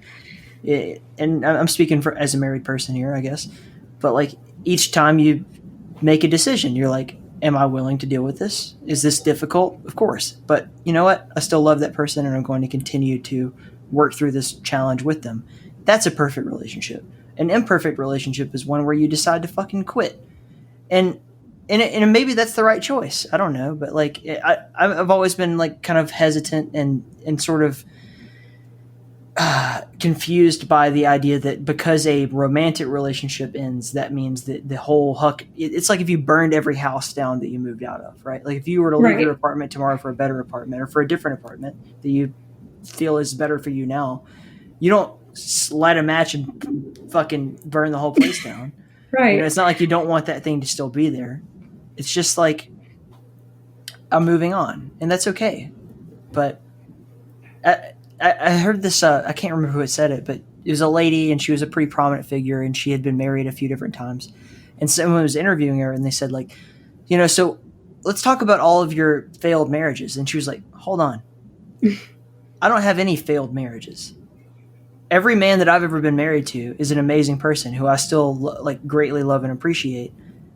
We're just not married anymore, and we left on good terms. So why are you calling that a failure? Yeah, I would say that obviously everything, that we go through life is a learning experience and journey. I have had friendships end sometimes on good terms, sometimes on not. But I don't just burn that experience down, because that, no matter how long that person was in my life, it could have been 5 minutes, it could have been 5 hours, it could have been 5 years. Burning bridges is for bitch boys. I'm so proud of that. But yeah, like I have to, and it kind of goes along with like this whole everything being an iterative process. And this is something that I've also had to learn about myself recently, was sort of, forgiving my past self for maybe not knowing better, but dealing with what information I had at the time. That was one of those things that I really had to learn to hold on to this year. Like maybe last year's me was a dumbass, but I was acting on the information I had. So therefore, I'm not going to hold it against me, and I'm definitely not going to hold it against anybody who, I dealt with at that point, whether they're in my life still or not. And when I said no relationship is perfect, you summed it up pretty brilliantly. I feel like as long as you keep an open line of communication, I don't think there's anything that can't be fixed or at least worked on. And that's why I think, being like on Discord with the people that I talk to is one of those really great things that I've learned how to communicate in a very open and honest way. That's productive. Not necessarily, I won't necessarily, say all the right things or say all the nice things, but it was learning to communicate feelings in a productive way that, regardless of what had happened, would at least come to some sort of resolution. It may not be the resolution that I wanted, but it was something. So, yeah, relationships are fucking weird, man. And that's not just romantic relationships. It's any relationship. Yeah, relationships. Period. Yeah, and I had a falling out with a friend last year, and finally we talked last weekend, and he said, I think I was a dumbass. And I said, well, I didn't necessarily agree with what happened at the time, but maybe I was a dumbass too. And maybe we've learned, and maybe we've learned something in the past year, about ourselves and about each other that's changed our mind. But, learning to forgive that and move on and, at least try to either, avoid what happened again, or, at the very least know how to deal with the situation should it crop up again. So, well, think about this, okay? Let's say you were a 4-dimensional being and you could move through all 4 of them. Currently you can move up, down, side to side, forward and back, right? But let's add time to that timetable. And let's say that you were inside of a box or a cage or I don't know, we'll say jail because it sounds more human. If you had 4 dimensions to move through, how would you escape that box? Well, I had to get into that jail in the first place, right? I had to walk in there. So it wouldn't be saying, hey, come back here, let me out. You'd go through any point in time when the jail was not built and you would just walk out of it, right? You'd go to a time when it doesn't exist but we as humans, right, we don't have that. That's a Neil deGrasse Tyson quote, by the way. I'm not smart. But we as people don't have the benefit of seeing that. So we have to do the best we can in the time that we're given. And I agree with you. I think that's 100%. Like when you address a past discretion or a discretion that's happening right now, you got to give it time. You have to wait and see what are the other avenues here. And you make a decision, which is the best you can do with what you're given, with the 3 dimensions that you have to work in. I'm sounding super fucking Joe Rogan right now. I didn't. Yeah. I guess this is a good transition because you've talked a lot in this about moderating and just dealing with people in general, and that's a lot of what you do. And I think that applies not only to your Discord and the Hellforge and everything, but just how do you personally, because you kind of brought up how Bridgeburner deals with it, but how do you see when 2 people have an argument that has nothing to do with you, right? It's just in a community that you have to police. How do you deal with that? What are some examples? And don't give any names if you don't want to, but just here's a way to deal with it that makes sense for you, because I think you're a great leader, and I think that hopefully whatever you have to say will benefit someone else listening to this. Right. Well, funny enough, before we started this podcast, I talked about having, this quote, private voice and public voice. Mm-hmm. And actually this was something that I really had to work hard to deal with in the past week when, I had a little bit of a Twitter drama blow up with DJ Wheat, which was actually a great example of... What was that, by the way? Please give... So, okay. And before, I don't want to get too far into the issue, but basically it was talking about how, you have this rise of, content on Twitch that's violating terms of service. And some people will know what that is, and some people won't. But I won't get too far into it. But basically, it's any content that violates terms of service. This particular argument was about something specific, but really it could apply to anything. But I had basically said that I was disappointed in the reaction because what we were told to do was just not watch the content, which I said was not really a satisfactory answer because, inconsistent terms of service makes it very confusing for everybody on the platform, and it leads to a breakdown in platform health and, how everybody views different things, and just it's going to end up becoming lawless anarchy. And we don't want to, that should be something that should be watched out for, which is really, all I said. And I happened to tag DJ Weed in it because he was a person who Twitch put up to address this thing in this stream that they had. Poor bastard. I did genuinely feel bad for the first part of the day. As a totally amateur esports caster, I'm a huge fan of DJ Weed. I don't actually hold any ill will against him. But the way that he reacted was a little bit strange because he said, "You're right. I don't watch 2 minutes of whatever this content is, because that's not the thing that I watch." And I said, "Okay, wait a minute. So you're not gonna divorce yourself from what it is that you watch and what might be a problem." Because it is we're talking about a specific content that you don't watch, but it's kind of ignorant to say that it's not a problem, which was really the extent of the conversation. Then it turned into an all-out dumpster fire. But that was the extent of the conversation. It made me think what I actually do or don't believe in really is irrelevant to any moderating discussion. I will see both sides. I will research it if I have to. But at the very least, because I can't always speak on good authority. Actually, today there was a really good example of that, where there was a discussion in a server about procedurally generated levels and how useful they are. And somebody said, they're super useful. And then another person said they're not super useful. Person A was like, well, yes, they are useful, and you're an idiot. I don't really know a lot about procedurally generated levels besides maybe the Oblige program for Doom.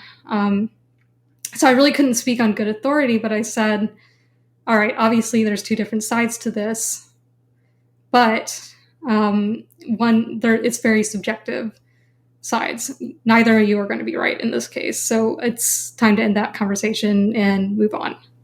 Yes. I raise my hand for the teacher. I'm of the opinion that the argument "you are an idiot" is one of two, maybe three things. I'm just going to use the two for my example here. It is either an unwillingness or an inability, and more often it's an inability, because if you're already arguing it, you have the willingness to actually explain your point. Exactly. I talk a lot about the lack of good debating that happens on the internet, and obviously Twitter is a very hard place to do that because you can't say but so much in 160 characters. You have to be very precise in the way you say it, and not everybody will take the time to read the comments you make under your thread to continue explaining your point. They will basically read the first part of your sentence and then go off of that. Yeah. So it ends up becoming this issue of, is there room for nuanced discussion online? And that can be very tricky to navigate. Sometimes it works and sometimes it doesn't. And on certain areas it works, sometimes it doesn't. And yeah, so you just have to do your best to not, bring ad hominem attacks into that. And that is one of those things that I have always said. What word did you just say? Ad hominem? Is that how you say it? Things like things like me calling you an idiot for anything, really. Ad hominem. So homonym meaning when two words sound the same but are spelled differently. Maybe that wasn't the right. No. phrase. I'm curious. I'm trying to learn a new word here. I'm not. Oh my god! Now I had to Google it because you've called into question everything I just said. So ad hominem, per Google's dictionary, is of an argument or reaction directed against a person rather than the position that they are maintaining. So yeah, it's like basically the opposite of a straw man argument, essentially. So a straw man would really be like making a point that sounds like it would be the same thing, but it wasn't. So like in the case of debate class or something, what's wrong with you? Actually, well, I took well, not necessarily in a full debate class, but it was something that we covered in a dual enrollment English course that I took in 12th grade. So, and one of those things was, learning how to debate in a healthy manner about anything, which I guess they aren't teaching in school anymore, or either that or people forget it when they're on the internet. But so like straw mans are basically like, it's basically using a point where you want to think that it's to the same point or in the same like analogy, but it isn't. So somebody said, it's well, setting up a straw man, quote, a false target to knock exactly down, to make it look like you knocked down the actual argument. Exactly. So I said something to the effect of, well, there's not only underage, people on Twitch, but there's underage, streamers on Twitch. So, this particular type of content may put them at risk for, either that or, kids may not be, it may not just be suitable for kids for them to watch. And this person goes, well, The Bachelor has this sort of content and it's rated PG-13. And I said, okay, well, that's a completely different regulatory agency. I'm talking about Twitch's terms of service right now. I'm not talking about The Bachelor, And they're like, well, they kept banging on about it after I already said, I don't agree that that's PG-13, but that's what we have parental controls for on cable. We don't really have a good way to go about that on Twitch, which is also a problem, but it's a different problem than whatever it is you're saying. And finally they just got so fed up, they blocked me. So that's cool. But, but yeah, it was like this really like there's this really strange way of people, setting up like these very, these arguments that are either fallacies or are undermined by them getting aggressive towards the person making the argument, rather than actually, saying anything productive towards the argument itself. So did Twitch block you or did DJ Wheat block you? No, neither of them. This was a completely separate person. Okay. This was another streamer altogether making a different comment. Okay. So yeah, there was a whole big blow up on my Twitter, and apparently G4 covered it, which was really fun. So, can I give you a piece of advice, like from someone who loves you? Just do your dishes. Fuck. Don't fucking worry about what is going on outside of things that you can't control. Well, that's the thing. Yeah, no. And the whole thing was, it was me basically like really just shouting into the wind at that point. And a couple of people already told me, they're like, dude, yelling about Twitch on Twitter is really not going to solve anything for you, which I knew, but I still wanted to vent. I get that. Like you had a hill to stand on and you wanted to make your point known. And we're doing that now through conversation instead of doing it through 240 characters or whatever. Yeah, exactly. I mean, personally, I had this exact same discussion like maybe 2 days ago, I want to say, with like in the Keep group, because we were talking about it. Because for whatever reason, I'm going to edit out what you said earlier because you asked me to, but I feel like it's relevant now. Like the hot tub streaming thing or whatever, like just, and a lot of these are actually pornographic actresses who are using this platform, which is Twitch, to not non-pornographically point towards their OnlyFans. Yeah. Right. So yeah. Which is like, you do you, girl. Like, it's none of my business. I've personally never actually seen or even been notified of a hot tub stream other than people talking about it. So this is a totally weird thing for me. But I'm of the opinion that Twitch is a business, right? And as I mentioned earlier, being the uber capitalist, disgusting, filthy money pig that I am of the opinion that Twitch doesn't give a shit what you think or what I think about what their terms of services are now, what they say, or what they should be. They are interested in what makes them money. Exactly. Right?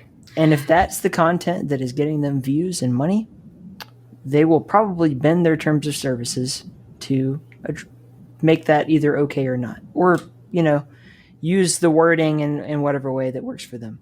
And I'm not saying that Twitch is in the business of distributing porn or whatever. Like, it's obviously not. It's a gaming platform, or it's at least a stream what you're doing to an audience platform that has mostly been, the precedent has been set up till now as like, this is a family friendly, or at least like a non-pornographic environment. Exactly. And I think that makes sense.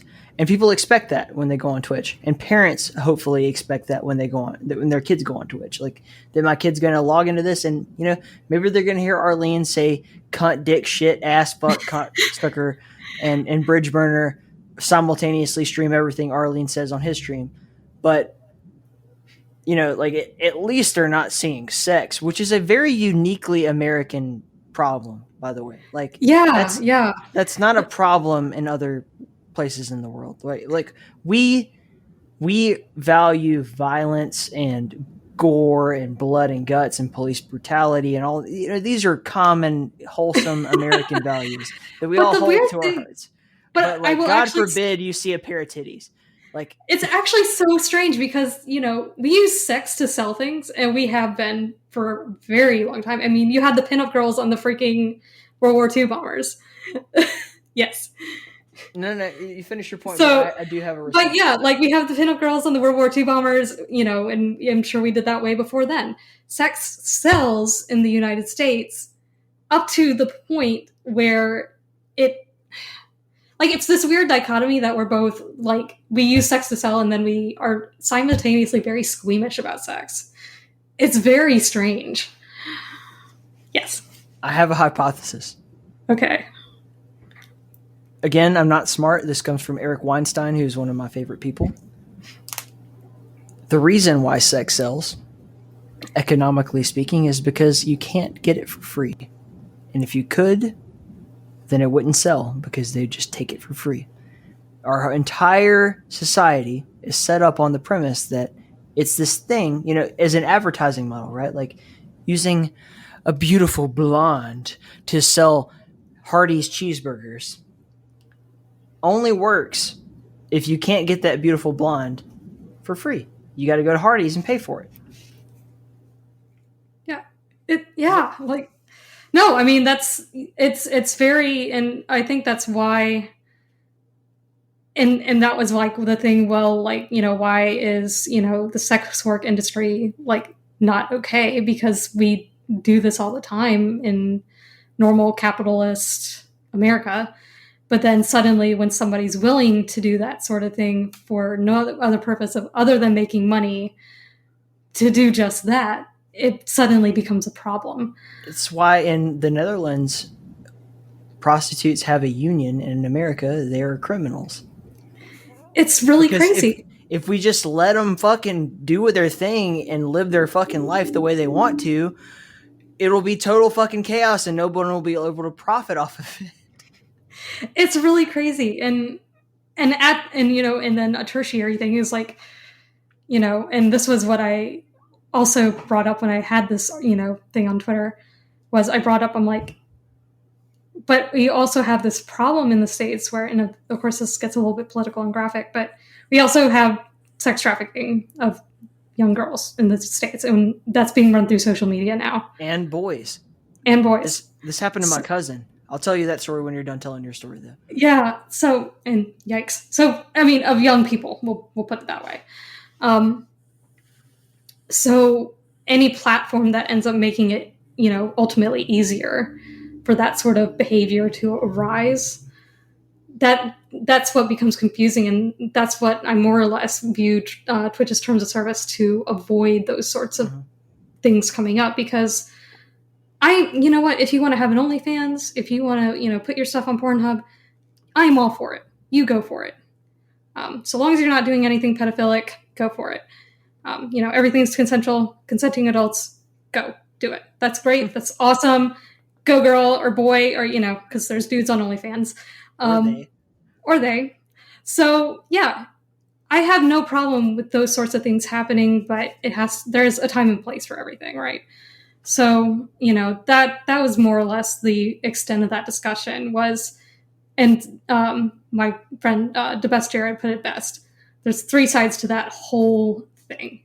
One, people, say the hot tub streams suck, and sometimes that'll be laced with like really gross misogynist comments, which should be frowned upon, and those people should be told to shut the fuck up. The second group says, well, these hot tubs, streams are great, and group 1 are, they're being idiots, and those, streams aren't ruining Twitch, and there's nothing wrong with them. And to those 2 groups, I say shut the fuck up to both of those, because the third one says that's all well and good, but that content still violates the terms of service. And if you're going to have these sorts of issues with terms of service, at the very least, be transparent about what you think are problems in the terms of service. And then that other thing of, oh, well, just if you see it and you don't like it, then report it. Well, I had to cite something specific in the terms of service in order to do that. And sometimes Twitch is not really great about letting me do that. The other problem is that Twitch takes 3 weeks to get to any report that you send. And your VOD's gone usually, I think, within 14 days or 2 weeks. So, yeah. That becomes a problem because I'm like, how do you review this content when it's gone off the platform? Because apparently it's all reviewed by humans. So I'm like, I don't know. It's gone off the platform, but they still have, I promise you, they still have access to it. It's still on the server for them to view. Yeah, but yeah, like it's... And then they send a very non-specific email about what the report was that they actioned, and they don't say how they actioned it. So, look, this is going to be a pretty mad take, but I'm just going to let it be known. Okay, I don't give a fuck if girls go on Twitch and show their fucking booty hole like straight, like just it doesn't bother me in any way. I mean, I'm a boy, so like I want to see as many bleached booty holes as I can. I'm kidding. But, I've literally never seen a single hot tub switch. I'll probably go look one up after this just to see. Booba.tv. I've literally never seen one.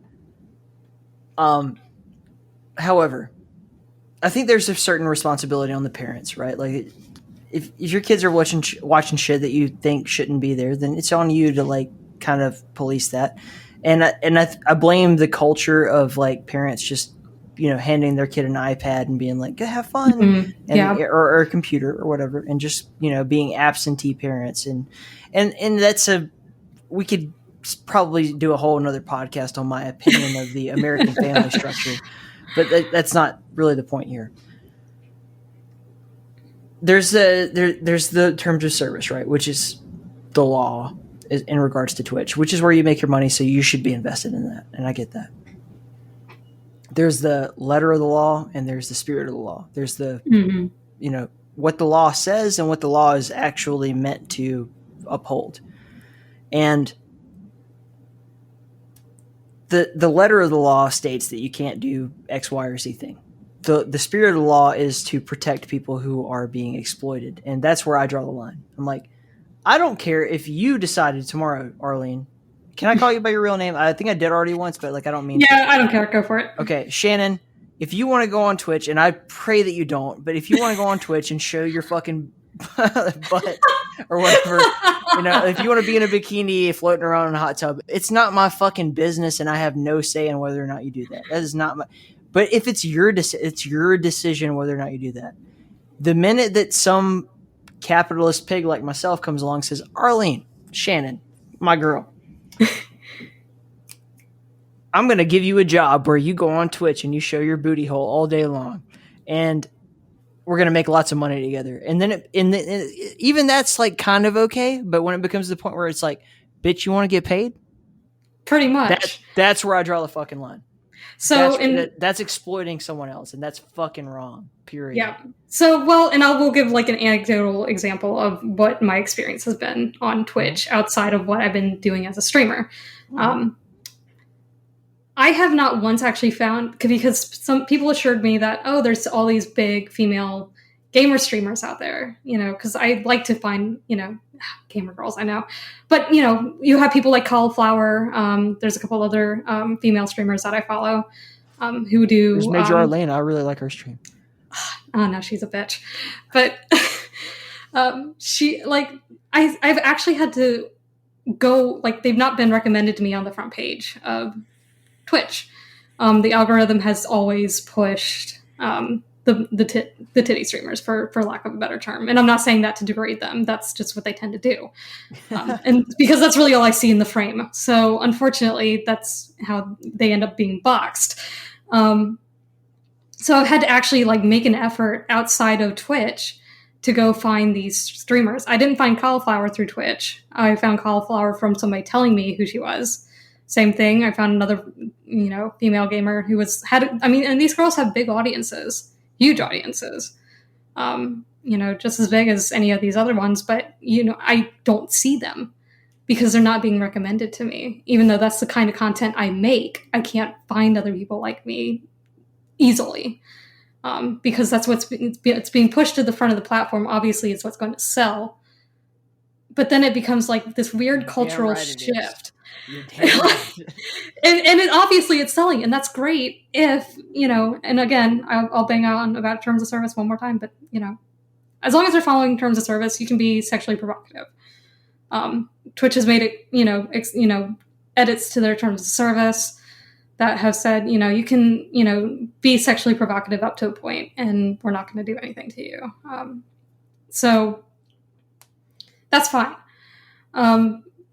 But it shouldn't be my only experience with women on the platform on the front page. Agreed.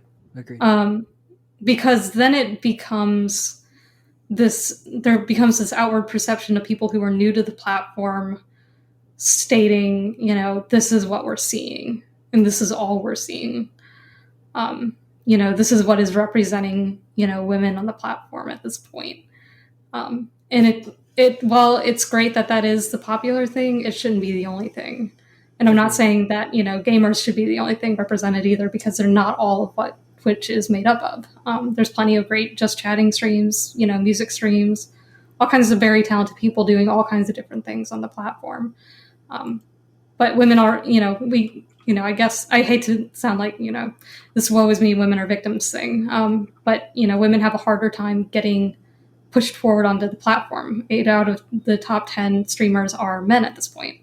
So it becomes, the ratio is already, not stacked in our favor. And then it becomes stacked in our favor less for this sort of content. And then you have idiots coming into, people who are definitely not interested in that sort of thing, becoming, bombarded with these, hot tub stream when, we say it in my stream as a meme all the time, but other women have had this experience where they have people coming in from other streams and they're like, you should wear less clothes, or you should do this or that on your stream. And it just becomes this really weird cultural shift where we feel like we're being put into a box, and it shouldn't be like that.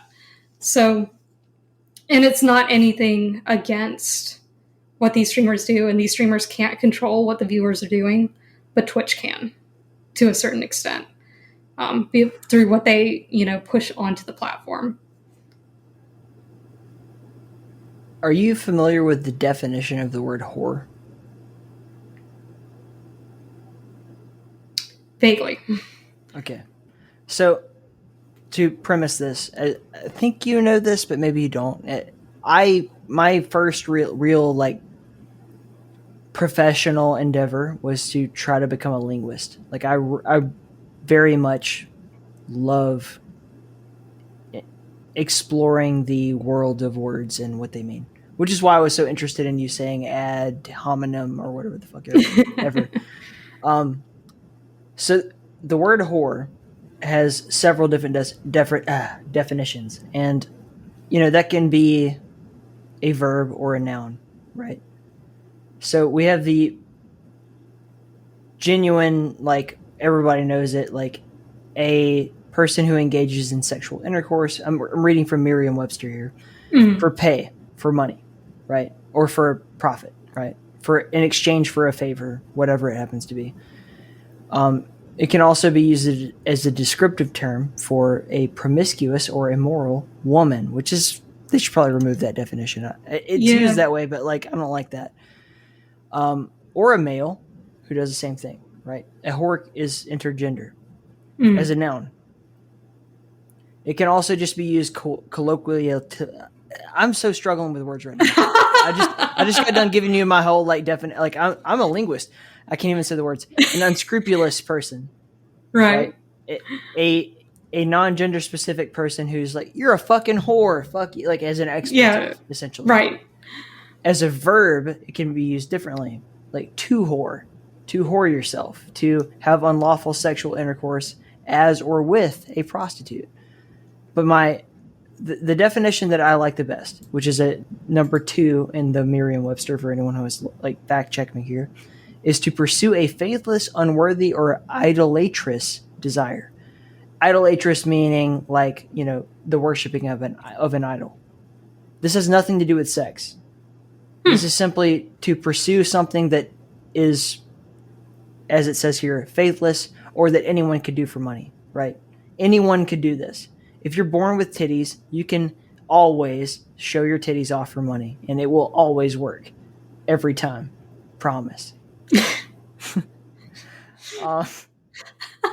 Not mine, though. It's okay. I mean, that's for you to decide, not for me. Just kidding. But when you're talking about these terms of service here, like, and I'm going to be very honest, I've read the Twitch terms of service probably as updated maybe 2 months ago. So maybe they changed a bit since then. But as a service, I think that they, like, just reading their terms of service actually top to bottom have put more thought into how they handle these things than probably any other service in the history of the world. Like Facebook used to ban people for nudity in breastfeeding forums. You know what I mean? Like, right. That's a gross oversight. Like you can't bar women for feeding their children and telling other people how to feed their children. That's not sex. That's human fucking nature. They should be allowed to do that, and no one should stop them from doing it. Even, you know, Facebook is a corporation. They can make their own decisions. I don't give a fuck. It's not my fucking problem to deal with. But like, I'm just not for women breastfeeding being a problem that should be banned. Exactly. In terms of like people showing off their bodacious bodies or whatever for profit on Twitch, again, not my fucking problem, not my fight to battle. But I do agree with you that it is a faithless, unworthy, or adulterous or idolatrous. I have to say the word correctly if I'm going to use it. Way of presenting how women can be creative. Right. And I mean, and it's a problem for you because you're a female content creator who is doing something that is not faithless, unworthy, or idolatrous.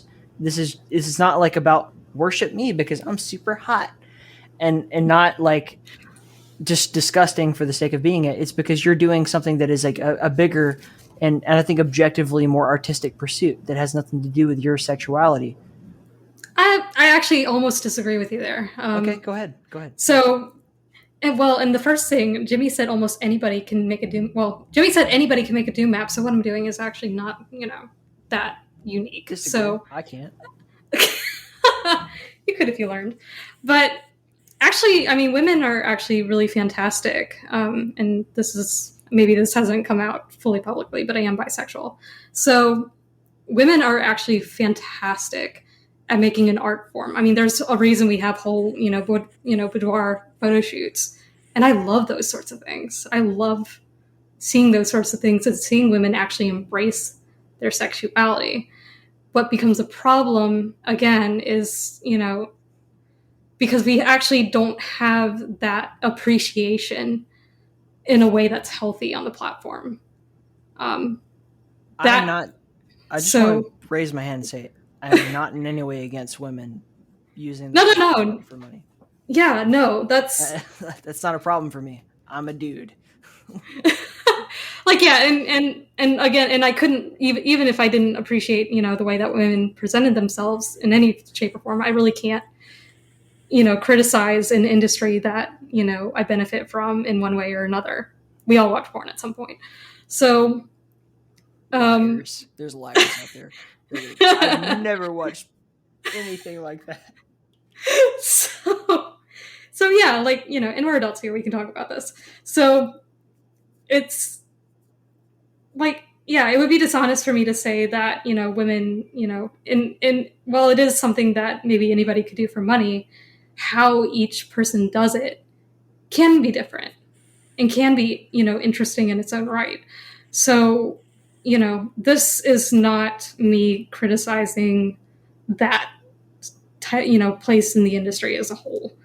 And it's great that Twitch has, taken a few steps forward and said, it's not, always women's faults that they have big boobs and, their shirts don't always fit right. And they just happen to, be showing cleavage, whatever, that happens. So it's not something to make a big deal out of because boobs will exist no matter what. And in some cultures, women go topless and nobody gives a shit. So it's not even that portion of it, but it's the culture that's created that is almost exploitative because, women feel like they should, because obviously it's working. Maybe I just don't understand the fulfillment that they get out of it because what they end up getting is a lot of empty objectification and not a whole lot of substance from what I can find in the chat. I think I'm coming from like I may appear to be coming from a place of like some sort of like religious idealism or whatever when I'm pursuing this definition as the letter of the law, not as the spirit of the law, right? Right. I'm not saying that women who want to show their tits are faithless or unworthy or idolatrous necessarily in any way. I'm only saying that comes from the idea that any woman could do that. Right.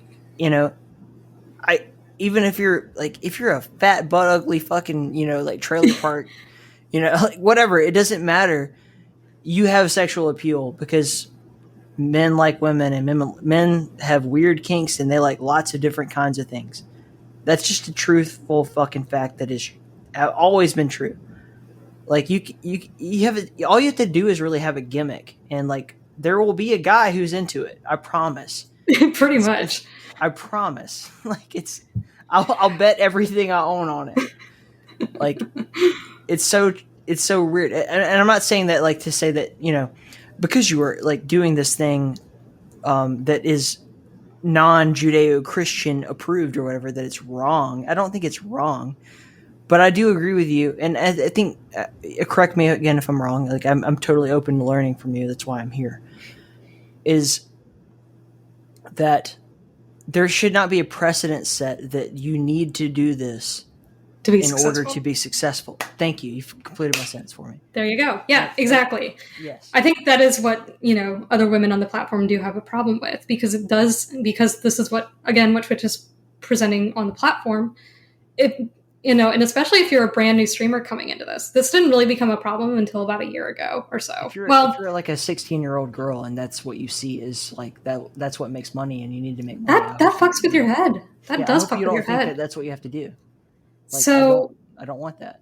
And if that's the choice you want to make for yourself, that's great. But again, like, yeah, there is like this sort of weird pressure going on that, and a lot of people have gone to hot tub streams because that's what's making the money. They maybe didn't want to necessarily do it, but they felt like that's what they had to do in order to survive on the platform.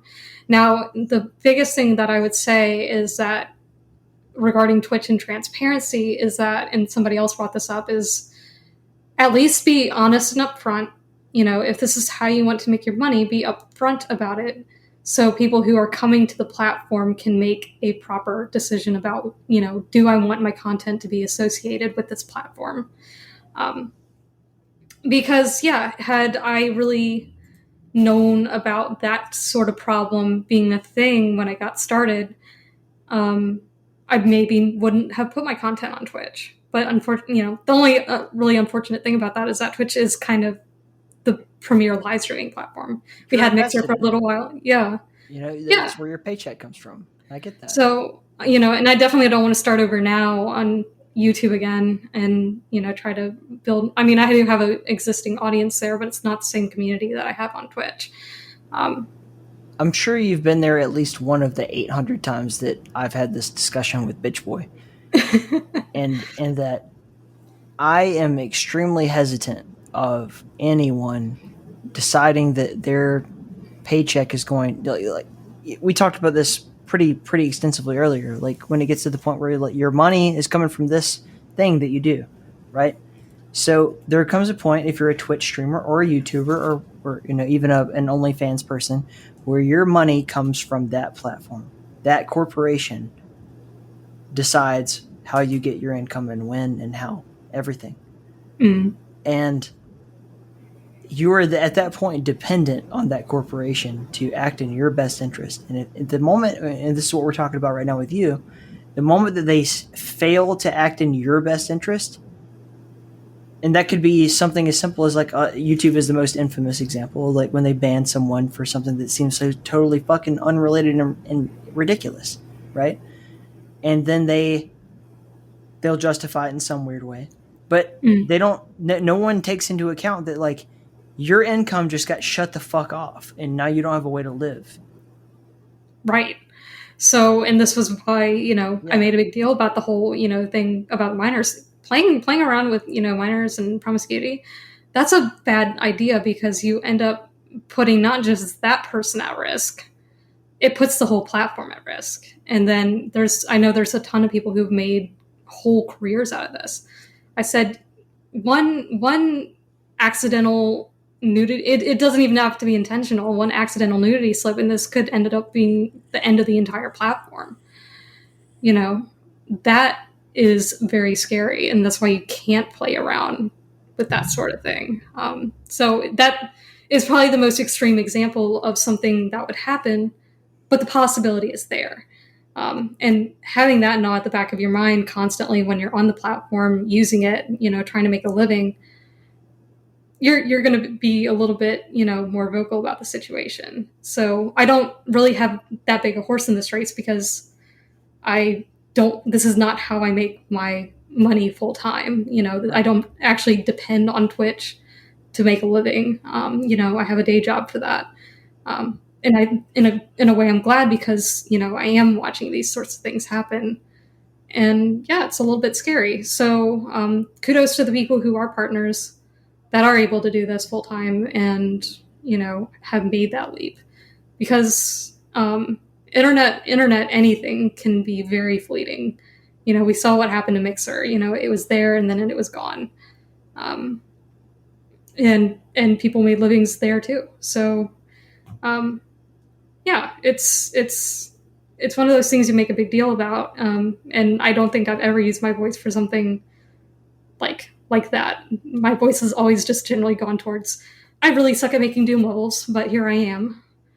And now all of a sudden, being on the platform, like it changes your perspective on a lot of things because you're thinking about, you have to stop thinking about just yourself and what bubble, what's going on in your bubble and what may be going on, outside of, everything that you see going on with you and, how it affects everybody else. So I think that was probably the biggest takeaway was I was like, this doesn't just affect us. And that was why, the whole suggested of just hide the content if you don't like it. That was why that suggestion irked me. I'm like, this doesn't affect just me. I'm very much an individualist, and my response to that would be just simply don't put all your eggs in one basket. Exactly. Well, and that's true too. And that's something my mom always said is don't go into everything whole hog, and don't put yourself in a position where if one thing fails, everything fails. So. And of course, when you're an accountant, you think of everything very logically, especially when it comes to money. So, the whole idea of making money on the internet is still very strange to me. Regardless, even though I'm doing that, it's still very alien to me. I'm just like, I don't know how this works, but it's working, so I'm doing it. And I feel like that's maybe how we got to this point in the first place. Was we didn't know this would work, but now it works, so we're going to keep doing it. So I do want to take a small tangent based on the conversation we've just had to address something that I think is it's going to be weird, but like it's important to kind of note. I think I've said I love my wife enough in this stream to justify what I'm about to say. Arlene, like, how do you navigate the world of the internet being a pretty girl? What is that like? Well, I'm not a pretty girl, so that's I'll be the judge of that. I know you've gotten some shit. Like, I know you've dealt with some weirdos. Like, how do you do it? Like, what are the things that you have to deal with that, like, because I'm a dude. Like, I never have to deal with this. Though I am extremely attractive. You are very. That man bun is tops. Love it. Yeah, everyone loves the stupid man bun. That's literally just like a necessity, not a tool. But I people don't fucking. There's no culture of women just flirting with men that is unwanted, right? Like, that I know of. Like, you tell me if I'm wrong. Like, I'm open to anybody telling me I'm pretty anytime, please. You are very pretty. But that's not the point. Like, what is the shit? What is the garbage that you have to fucking deal with? I touched on this with Starlight Skies when she was on the show, but I can't even imagine. Dealing with what women go through. Well, I think one thing that I tend to try to remember when I'm navigating, and people say that you're wrong because you're a woman, is people have been raised in certain situations where that's we're always going to be one part nature, one part nurture. I actually took an interest in psychology, and actually more specifically psychopath psychology. I met my wife in an abnormal psychology class. Swear to God. That is awesome. Yeah, that's why she's my best friend. We totally each other. Small side tangent. I actually grew up with a huge interest in forensics growing up, and that's what got me a little bit into psychology, and the nature versus nurture thing was something that came up whenever we talked about psychopaths. So, but that applies to everybody, not just psychopaths.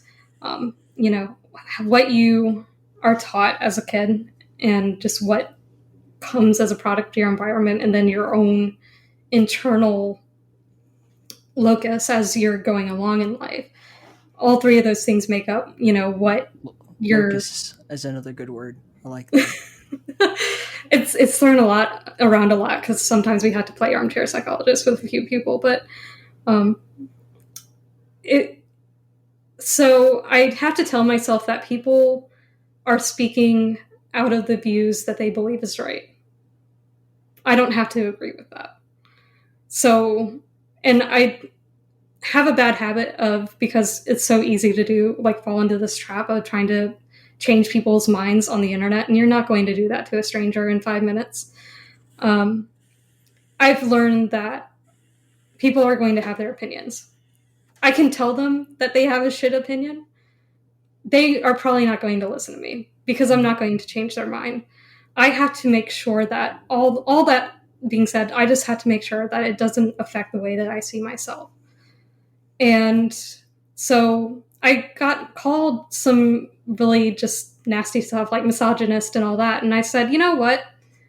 Maybe I was at one point. I actually didn't really believe in the whole feminism movement growing up. I grew up in a very conservative household. And I grew up Baptist and just very, very Christian conservative. South represent. Hell yeah.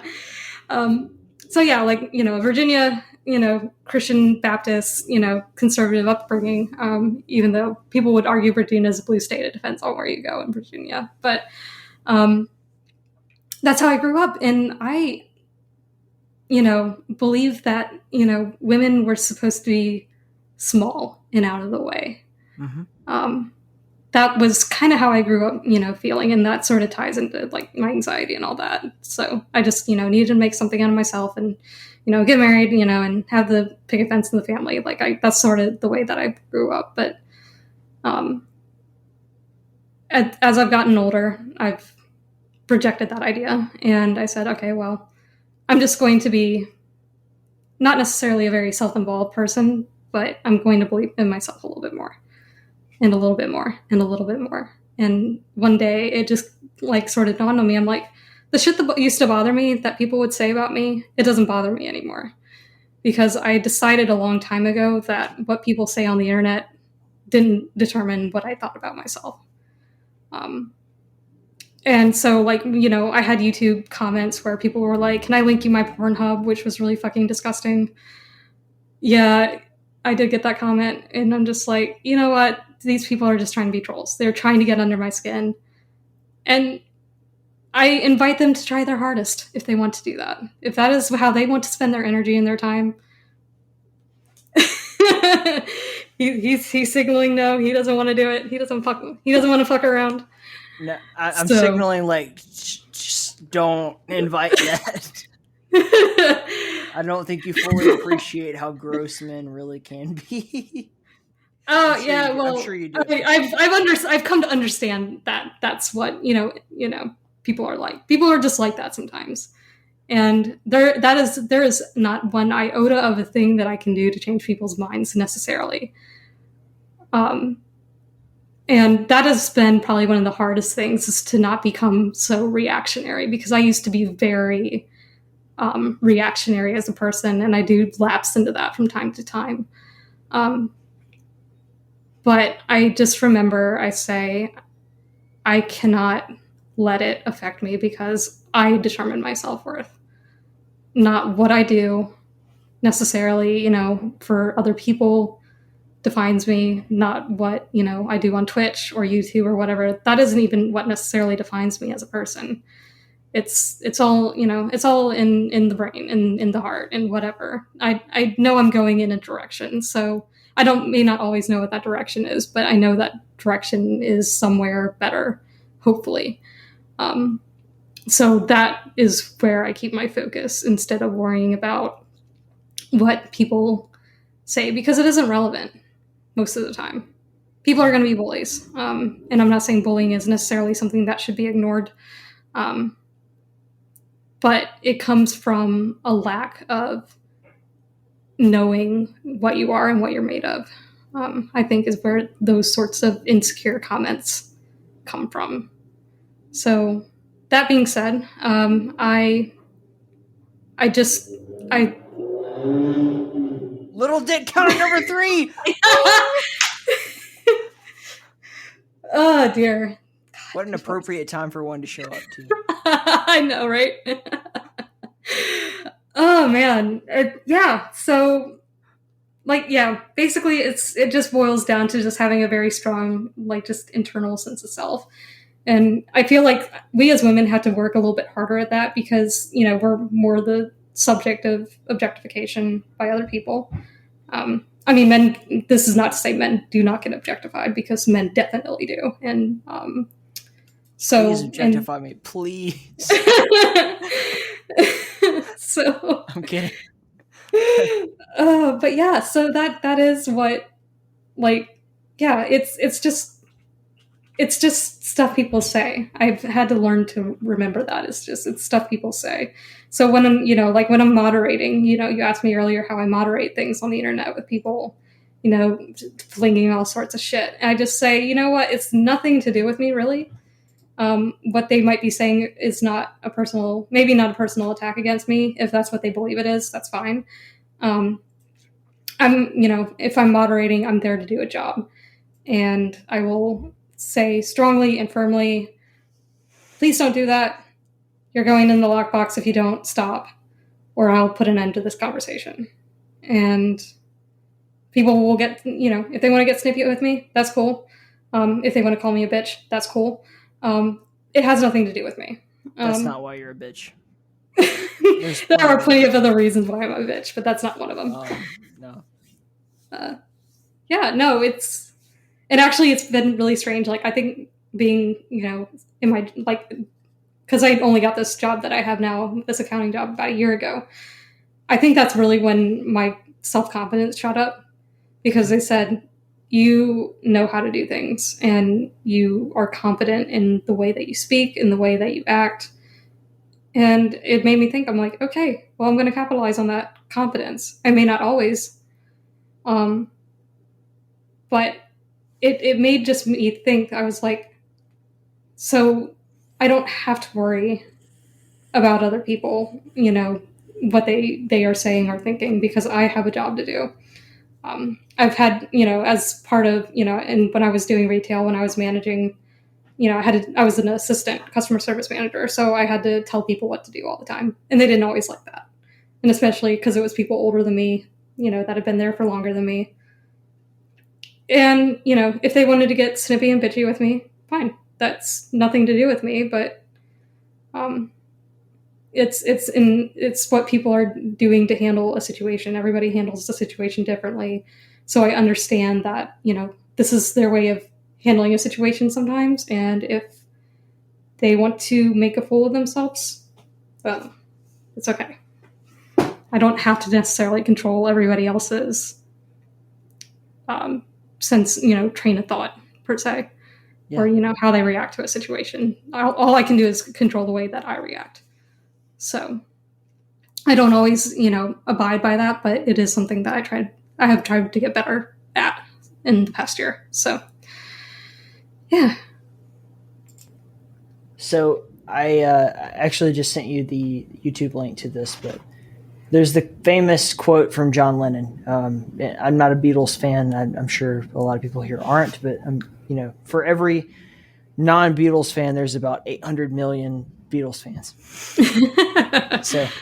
But John Lennon very famously quoted, the women are the, I'm not going to say it, of the world. Mm-hmm. And if you don't know what I'm talking about and you're listening to this, just Google it. You'll find it. I promise. And it's a very, it is a very contentious thing that he said, but I think it makes a lot of sense. And I don't speak for women. I'm a dude, so I'm just married to one, and I like her a lot. But hopefully, a lot of what we talked about so far has just kind of been your struggle, as a female content creator, and I hope that's not the focus of the whole conversation, because you're so much more than just that. You're excellent regardless of your gender or sex or whatever the fuck you want to call it. But to kind of surmise this, there is always, and I think has always been a hurdle for you to jump that I have not had to jump. And I'm not saying that to apologize for it, because oh boy, howdy, am I having a good time. But I do want to say that what you've described so far, I don't envy, if that makes sense. Right. And I truly don't want to have to deal with what you have to deal with. And if there's anything I can do to help. No, the fact that I'm on this podcast actually is a really good thing. Because one thing that we talk about a lot is representation. And that was, sort of my, little bit of my beef earlier about, these folks being on the front page, but me not being able to find another woman, gamer or game dev on the platform unless somebody told me about them, was, representation matters. Just even being present somewhere for someone to go and say, maybe there's another girl, 5 years younger than me who might be thinking about getting into game deving, or maybe somebody who's, 5 years older than me, or whatever age, just and they new. say, just new, exactly. Yeah. And they don't know where to start, but they say, here's this person who's on the platform doing this, so therefore I can do it. Being represented seriously, I think, matters. And that's really, I think, all that we ever ask for. We don't necessarily want to be better than men, because that would be pretty, disingenuous. And obviously, working in a male-dominated industry, you can't even really make that, your prerogative. You don't necessarily need to be. You shouldn't have to be better than any of those, guys, who are doing what they do in order for you to do what you do. And I've always been of the mindset you should never put anybody down to do what you have to do to rise above it. Which is why when people said, well, you're being, when this whole hot tub meta thing happened, they're like, well, you're just jealous because you don't have as many views. I said, no, I'm not in the business of putting other people down who are more successful than me because they're more successful than me. Because that would be really wrecking everything that I, strive for. You shouldn't have to put anybody down in order to do what you do. So, but it just matters to be out there on the front page. Like if I had seen just one woman gamer on the platform, years ago when I first started this whole thing, I think I would have had a lot less qualms about getting started because that was a very scary first step. And I knew that, the game industry was mostly male dominated at the time. It's gotten a little bit more equal now in the nearly 9 years that I've been doing this. Yeah, like I think that's really just what matters to us is being seen. Me being on this podcast is a big deal because of that. Well, it's a big deal to me because I like you, totally regardless of who you fucking, like what you identify as, or if you're born a fucking, I don't care. Like none of that shit fucking matters to me. I didn't invite you here because you're a girl. I invited you because like I genuinely admire you as a human being, and that's just. Maybe that sounds like stupid, but like that's how I look at the world. Yesterday I interviewed the Waffle Iron Studios team, which is, and I don't think they'll have any issue with me saying this. Metal Neon, who's the only like cisgendered person on the whole team that I know of, and then Sonia Waffles is trans, and his girl. Sorry, fuck, I'm such a shitty person. Her girlfriend. Mm-hmm. Sonia will for sure understand, is blind and loves Sonia regardless. And like, I don't fucking care what you identify as. Like, it doesn't make a difference to me. I don't care what you were born. It doesn't, none of that is important. I'm a meritocracy person, man. The cream rises to the fucking top, Macho Man Randy Savage said that very famously. The cream rises to the top. The best are the best, regardless of any of that other shit. If you're black, white, Asian, yellow, brown, I don't fucking care. I have you here because I genuinely enjoy your content. I think that you're an amazing level designer. I think that you're an amazing human being. I've had, for the past 2 hours and 40 minutes and 57, 8, 9 seconds, I've learned more than I would have learned spending this time watching fucking YouTube or, I don't know, being a shitbag that I usually am. So who cares about all this shit? Like, I hate that it even has to be brought up. Not because I think that shouldn't be brought up. I think it should be. I think the discussion needs to be had. But like, I hate that we live in a world where like it's even a fucking problem. Yeah, like, I hate the discussion has to still exist. Like, we've had a couple headlines this year in America where, we had the first woman referee or the first African-American, referee. And people are like, well, why do they bring that up? And I'm like, because we have to. We haven't had this until now. We don't like that we have to have that. Yeah. I hate that the only black WWE champion has ever been fucking The Rock, who's Samoan. Like, that's dumb as fuck. I know that he's half black, but I mean, like, why wasn't Booker T the WWE champion? I'm getting on a pedestal. Sorry. Backing off here. But like, why is that even a fucking thing we have to discuss? Like, I'm disgusted by the fact that that's even a notable event. I just want everyone to feel comfortable in their whatever the fuck they are. I don't care. Yeah. Like, yeah. And I think, and like I said, like, people should feel comfortable in their own skin. And I won't necessarily say that women have to work harder than men to get to the same place, but sometimes they do. You totally do. Totally do. I haven't worked a day in my life. I'm a total lazy shitbag. Oh, that's not true. we just had like this, discussion where you work all the time. So no, you work to where you get to where you are. So, and I wouldn't be having this conversation, if I thought less than that. You work hard to get where you are, and that matters. So, and I've worked to get where I am, and it would be disingenuous for me to say I deserve more viewers because I'm a woman, because that's stupid. You don't. You deserve more viewers because you're awesome. And that's the hope that we have. So we just want maybe more people to recognize that, I guess. But I want to flip it. I actually want to flip the premise. There is a certain degree, and hopefully you can resonate with me on this. There's a certain degree of people that are interested in you because they find you attractive and not because they give a shit about your content. And that's almost like just outside looking in, a worse insult than the opposite. Right. So yeah, like people, have come, not necessarily more on my stream, but more on my YouTube saying, oh my God, it's a girl playing Doom apps. And that's what they subscribe for. And I'm like, oh God, no, don't put me on this pedestal. I'm not a girl playing Doom. I'm somebody playing Doom who happens to be a girl. Yeah. And that's why I just chose to be here, to be somebody that, little, well, I won't say little, but, somebody who's looking to get into game dev, a woman who's getting into game dev, can look and say, this person is doing this.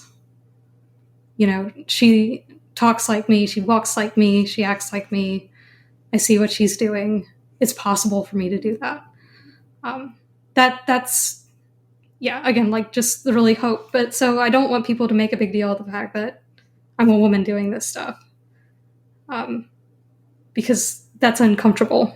I hope I don't come across like I'm trying to. I just like you're representing your tribe now.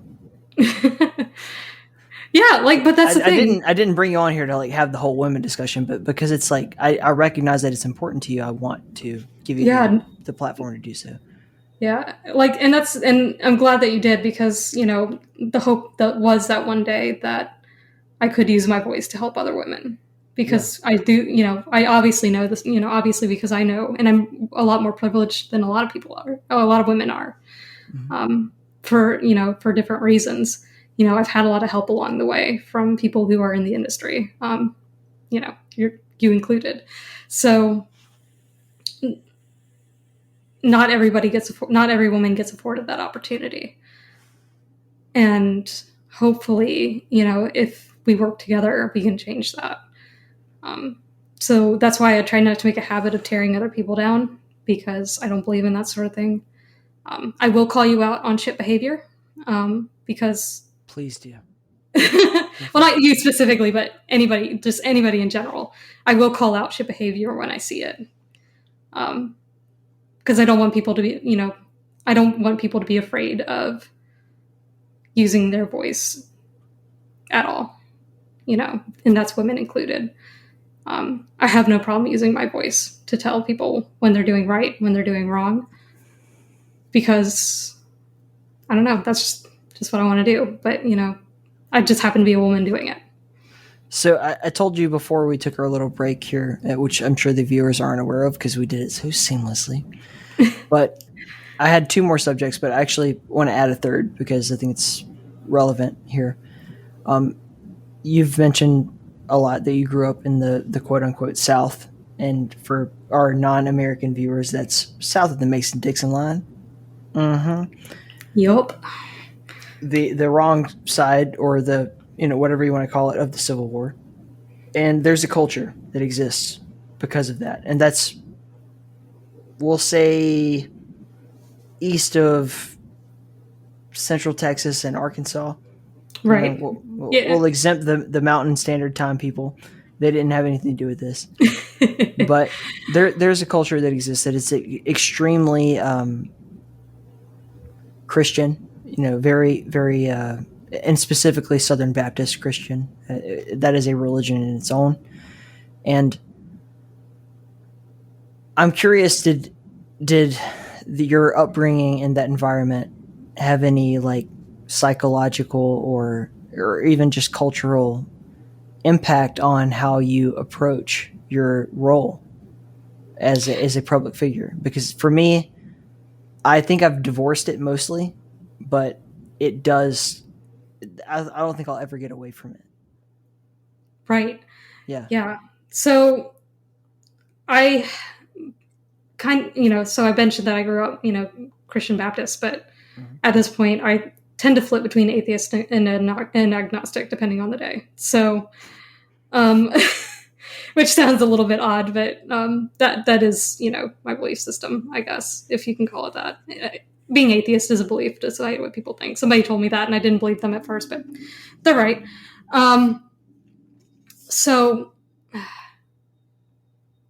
I think what I had to do, because I watched how conservatives handled certain issues, and especially when it came to women, that it would be doing, and nothing against conservatives, but some policies that have been passed on or passed as conservative have been detrimental, I believe. This is my personal belief. Nobody has to, believe the way I do, because I won't speak for all women on the matter, because that would also be disingenuous. But I just said, I feel like it's doing a disservice to believe any one way, in any really belief system for me to do my job. Mm-hmm. So not necessarily saying, any religious belief would hold you back. Obviously you've had conversations, with Bridgeburner about Christianity, and people, find good, like, I don't know, they find peace in that, and they find direction in that, and that's great. Like, my father went through a very rough time period in his life when I was growing up, and he had a near-death experience. Basically, he was in the hospital for months, nearly died when I was about 15, and he fully embraced Christianity at that point. And at that point, that was when I was backing away from it. But I watched him embrace it, and I watched him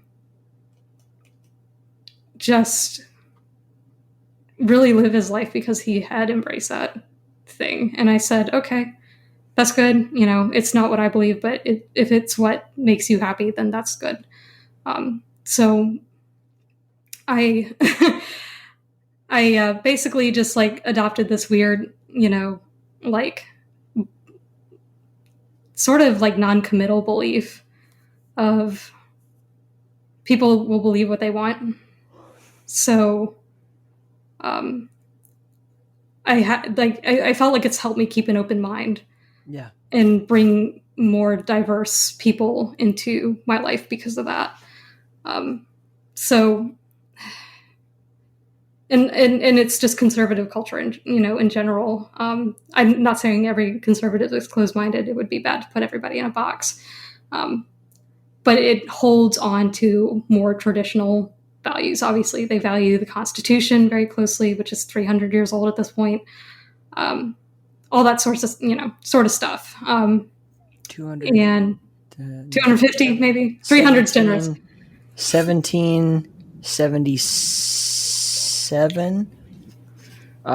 Carry the two. I don't know. I'm just fucking with you. Not quite 300, but yeah, I get what you're saying. Yeah, close enough. An old document, very old document, and traditional. I think probably the. That's a letter of the law versus a spirit of the law kind of argument. Exactly. So, but yeah, and I just tend to want to keep moving forward rather than looking back. And people change by the day. So I tend to just not embrace the culture that we have to, you want to be grounded and believe in something, or, you'll fall for anything, as a lovely country song has, as a lovely country song said. I know, y'all. I do say y'all on my stream, and everybody makes fun of me, so it's fine. I got Bridgeburner saying y'all, so it's fine. And bitch boy, exactly. He so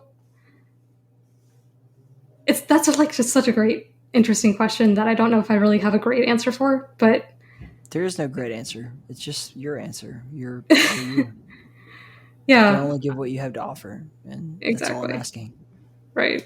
I guess my hypothesis is I couldn't embrace conservative culture because I felt like it would prevent me from moving forward.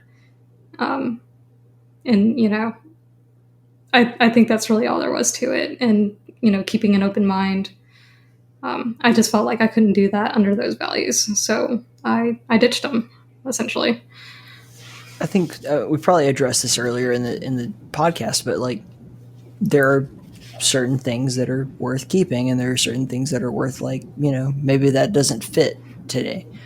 It's one of the things that I really admire about Native American culture is the idea of keeping an oral tradition, not a written tradition, because they and I have to premise this by saying when I say they, I don't mean all Native Americans. I just mean like the ones that I've researched, which is, I'm an idiot, stupid white guy who can't really articulate who in particular I'm talking about right now. So please forgive me for that transgression ahead of time. But the any culture who maintains a oral and strictly non-written tradition would probably tell you the same thing. This actually came up in Star Wars, Knights of the Old Republic. Okay, to tie it into video games. the idea that we don't share our beliefs written because we maintain the right to adjust them through our shaman or through our speaker and at any time, and we can adjust them to fit the current climate of what we're talking about, and it's the responsibility of that shaman or that speaker to understand both the current and the past, because you don't know what the future is going to be, but you do know the two that I've already named. And the beauty of it is that because you can make it kind of fit anything, the wisdom doesn't get diminished, right? Like the wise parts of what you're trying to say are not, they can be omitted or they can be adjusted to apply to the people that you're talking to at that time. And while I have a very deep respect for writing because I think that it's important, it's important also to bring things into a modern time. And it's not to say that you are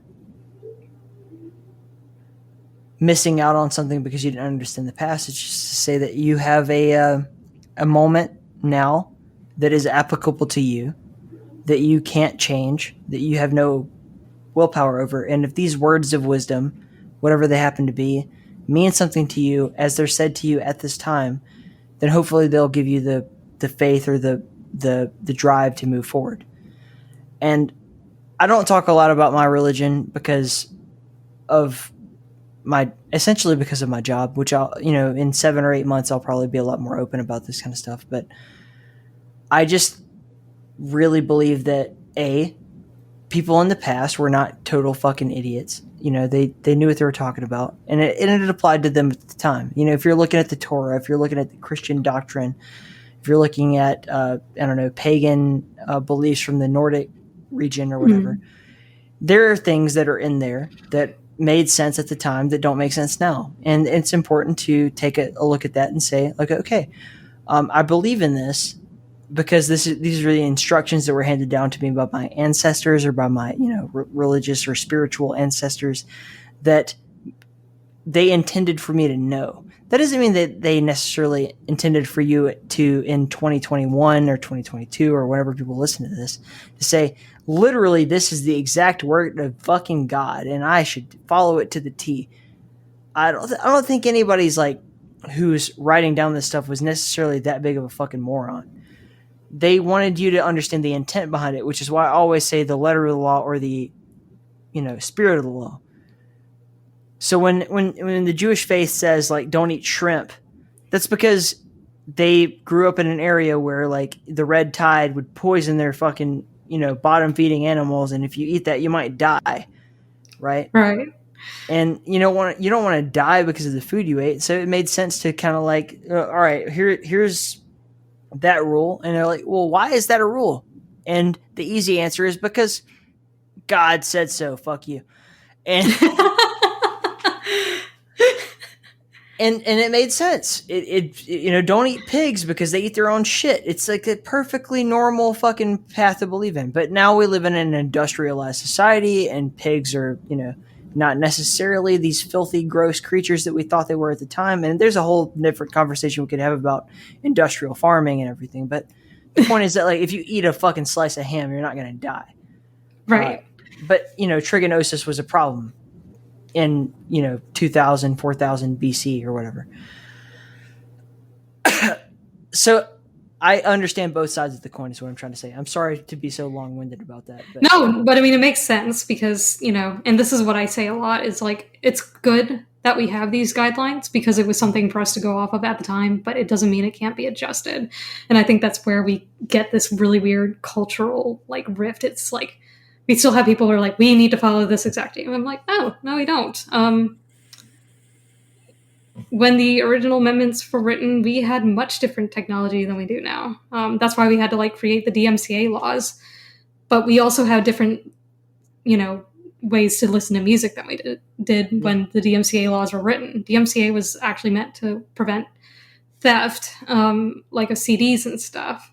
Now we have a streaming service that we can get from anywhere, and of course that's a whole different kettle of fish, but the way that we get our music is much, much different. We get streaming services and we pay for those streaming services. Yeah. It's not necessarily, we don't have things like, we used to have things like Livewire. We don't have that anymore. That's, we have other methods, but life changes and technology changes.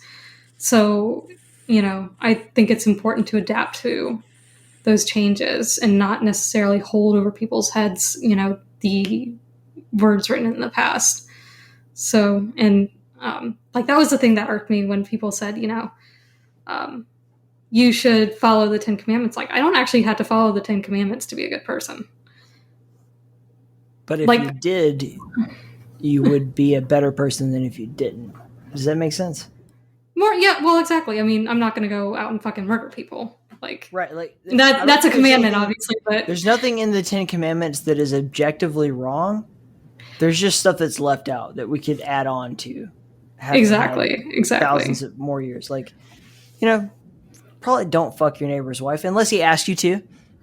Yeah, if that's what if that's what you're into.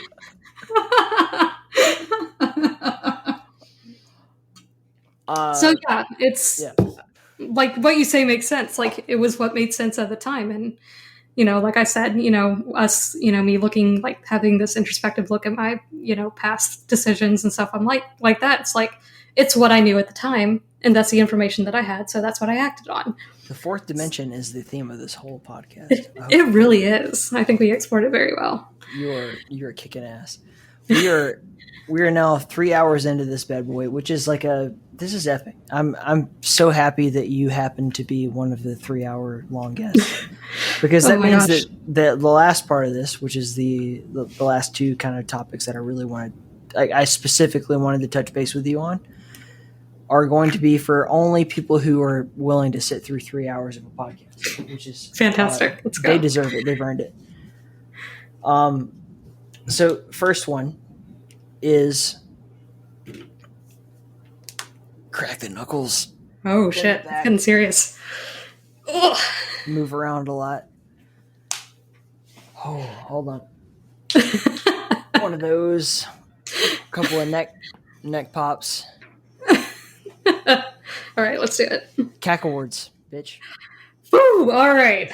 I was hoping this was going to come up. I hope that was going to be the number one thing, but we just been so exploratory. This has been such a beautifully tangential and wonderful conversation that I just oh man, I can't bring that up now. I have to wait.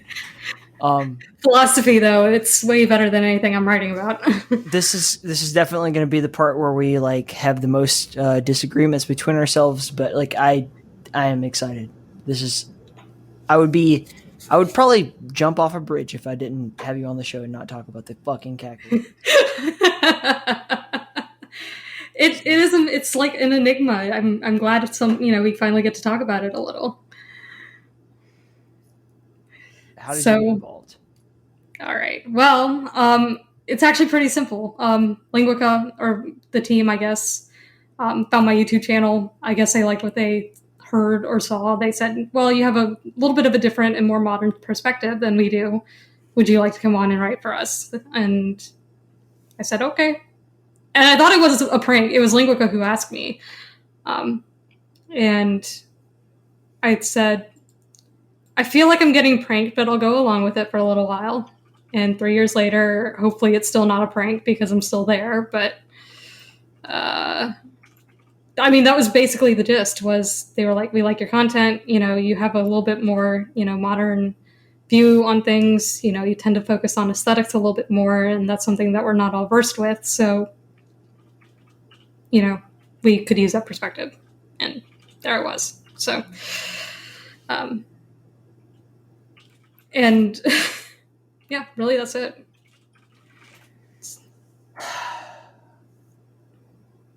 It's not like some weird initiation process. They don't like freaking take me out to a pentagram at midnight and, you know, make me slaughter a sheep. I've always imagined it being like the skull and bones, like you got to jack off in front of your dad. Fucking hell, yeah. No, it's nothing that serious or that official. It's actually much more like chill and laid back, I think, than most people realize. We have a lot of philosophical discussion about what we do in there, like the reason why we do what we do. I think we have an existential crisis in there at least once a week, which I think would be, I don't think I'm surprised at that because, you know, of what power we hold over the Doom community, which is nearly 30 years old at this point. It's like, oh shit, you know, we are kind of shaping where the community is still going. And because it's been going so long, it's like, we kind of have to be careful about what we're doing. I'm just like, I'm struggling to not just all at once fucking give you all my grievances. I think you know them all at this point, honestly. But Yeah. So the team, I mean, I'm pretty close with Dewsome. Obviously, I produce his podcast and all that. So like, I've got a really good working relationship with him. I've had the great privilege of last QuakeCon, the year of Doom, to really meet with a lot of the people behind this thing. And I think, as you know, I deeply respect the work that is done. Like, I think it's very important and hard and difficult and not something that I could have. You know, if you take me back and put me born in 1980 instead of born in 1995, I would have a probably different perspective on this because I would have seen it happen in real time.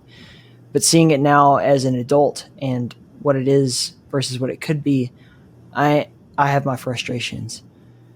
And you said this already. You have a responsibility to the Doom community, and not that I feel that strongly about the Doom community, but I know that you do because you're part of it. And you're the definition of the Doom community, yourself. And I worry very strongly that, and you talked about representation before, that there is a very limited window into the Doom modding community, which is essentially watch Icarus Lives, go to the Cacowards because he told you it was the right thing to see, and then take that as religion, essentially. Like, take that as this is the doctrine and follow it. And that is a good thing because there's so much great content, so much great stuff preserved by the Cacowards, by Doom World, by everything. And then simultaneously, there's so much that should totally be part of Doom history that just didn't quite make the cut, either because... You don't have any clue how much we talk about that. Oh, my God.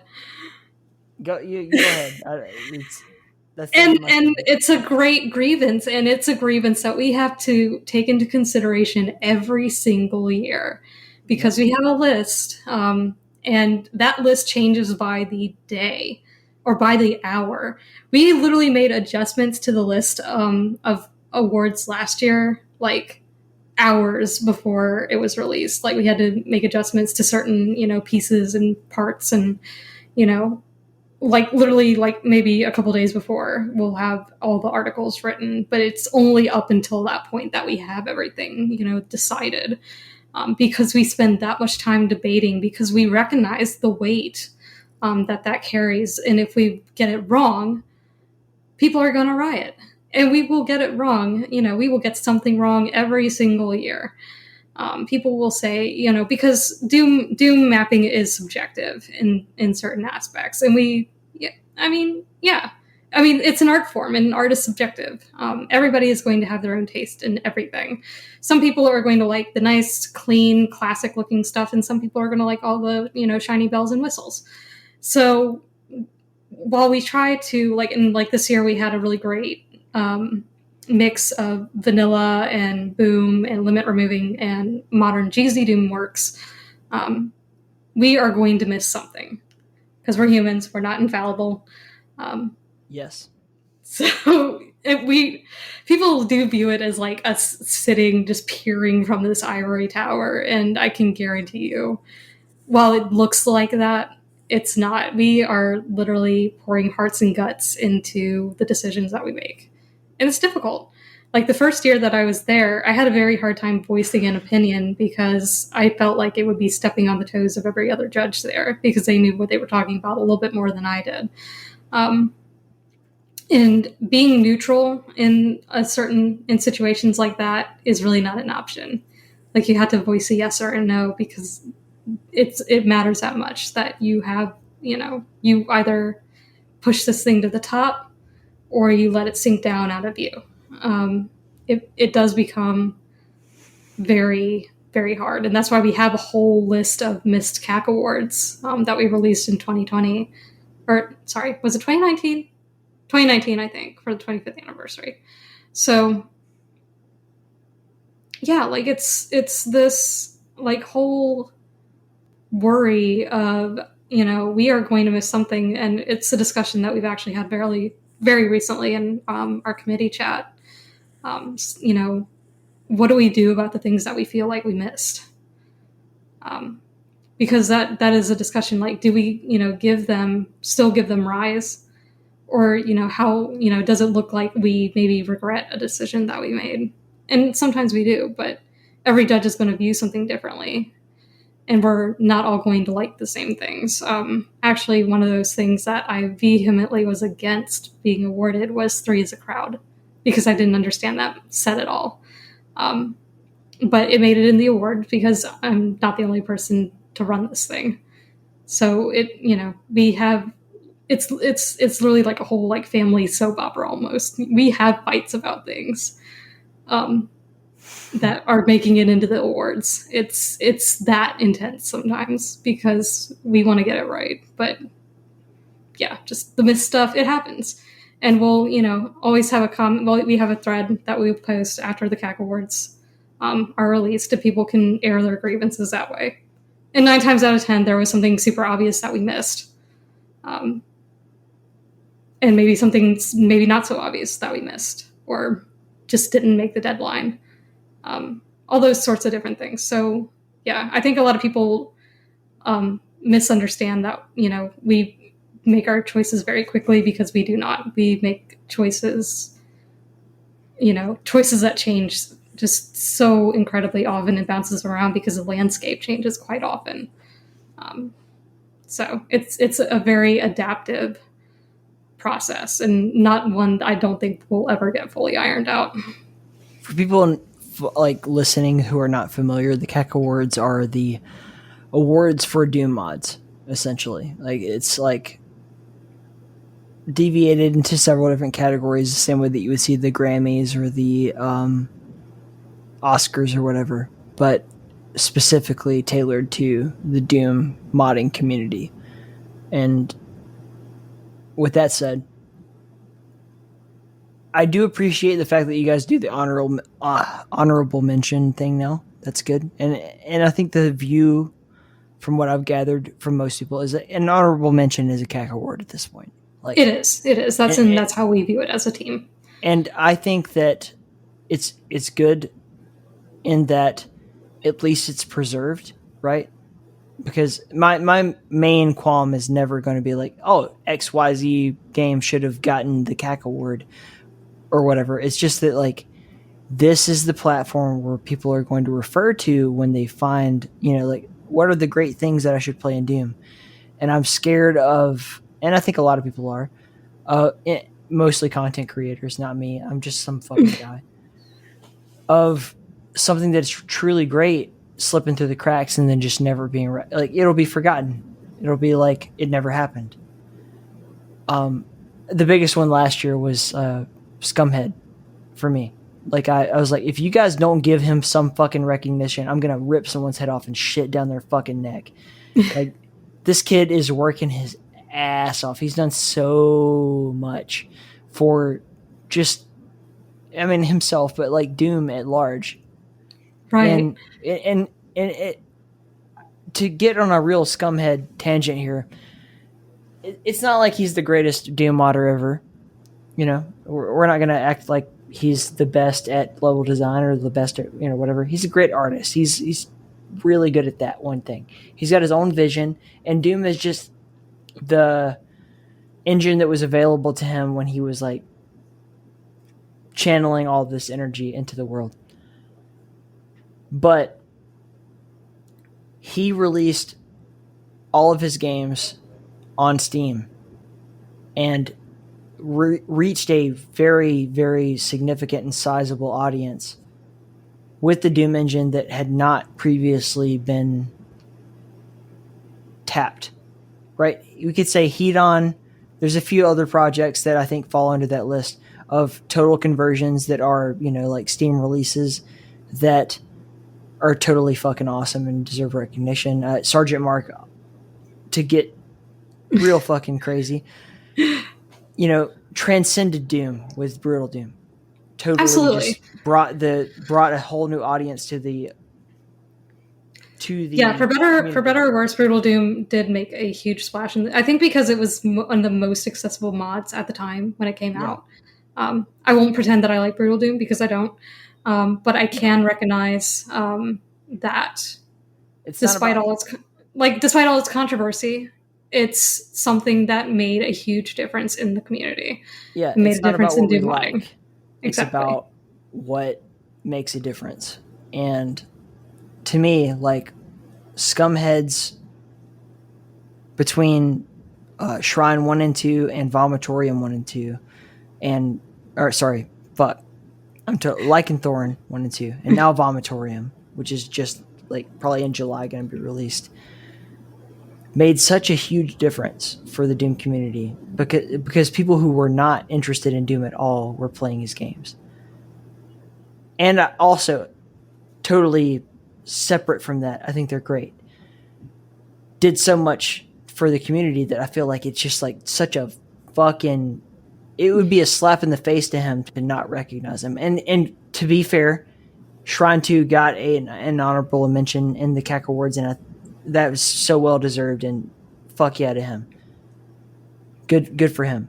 But that was like my main grievance. It's just like, I really don't want anyone who like that. And there have been countless examples before 2020 who should have gotten at least something who didn't. And I appreciate your argument here, and I think it's totally justified to say that, like, you guys are human beings. You can't actually get everything. The only worry is just like, if something really important happens and it doesn't get covered, then it's gone. It's totally gone. And that's it's such huge no pressure, right? No pressure, right? Like, yeah. That fuck me, man. I don't want to be in your position at all because it's hard. And because I'm more involved with the community and I'm mapping, and I have people who I care about for level design and I recognize their greatness, but I can't, like, I have to divorce my, self from friendship every now and again. Like, I have, Ronnie James Diner, who is absolutely one of the most talented level designers I know. Obviously Bridge. And I sufficiently covered that this past year with the Creator of the Year award. And I did talk about him. So no one could debate. I think this is an objectivity point of view. Like, and it's hard because you say it's a subjective art form, but like, there is an objectivity to it. nobody brought more people to Doom in 2020 than Bridgeburner did. Period. Absolutely. No, there is absolutely no denying how much of a cultural shift happened. Because I think Bitch Boy, not Bridgeburner. But yeah, no, it would be hard pressed, and everybody talks about the cult of the Hellforge or the cult of the Line or Bridgeburner's cult. And I hate the term cult, but it does seem like that because it came on so fast and so suddenly. Like, just all of a sudden there's this great force just absolutely ripping through everything that was known about Doom at the time and bringing more people to Doom and redefining what Doom meant to, be a part of. And above all that, prioritizing that human flavor, this is me fangirling, I guess, a little bit, but just prioritizing the human aspect of Doom. I don't think Doom would have lived for as long as it did and as long as it has without human passion. And that's going to be reflective in everything we do, and that's including the Cacowards. So sometimes it's hard for us to be fully objective because there is such passion and creativity and messy feelings flying around everywhere in this community that,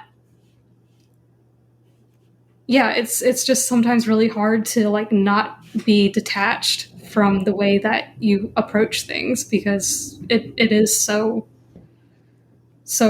it's so human, basically. It's just such a human thing to just be a part of, I guess. It's daunting, the whole task of it.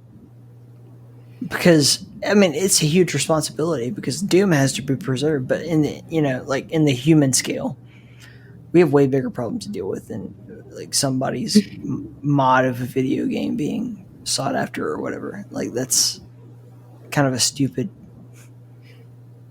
thing to be hung up on, I guess.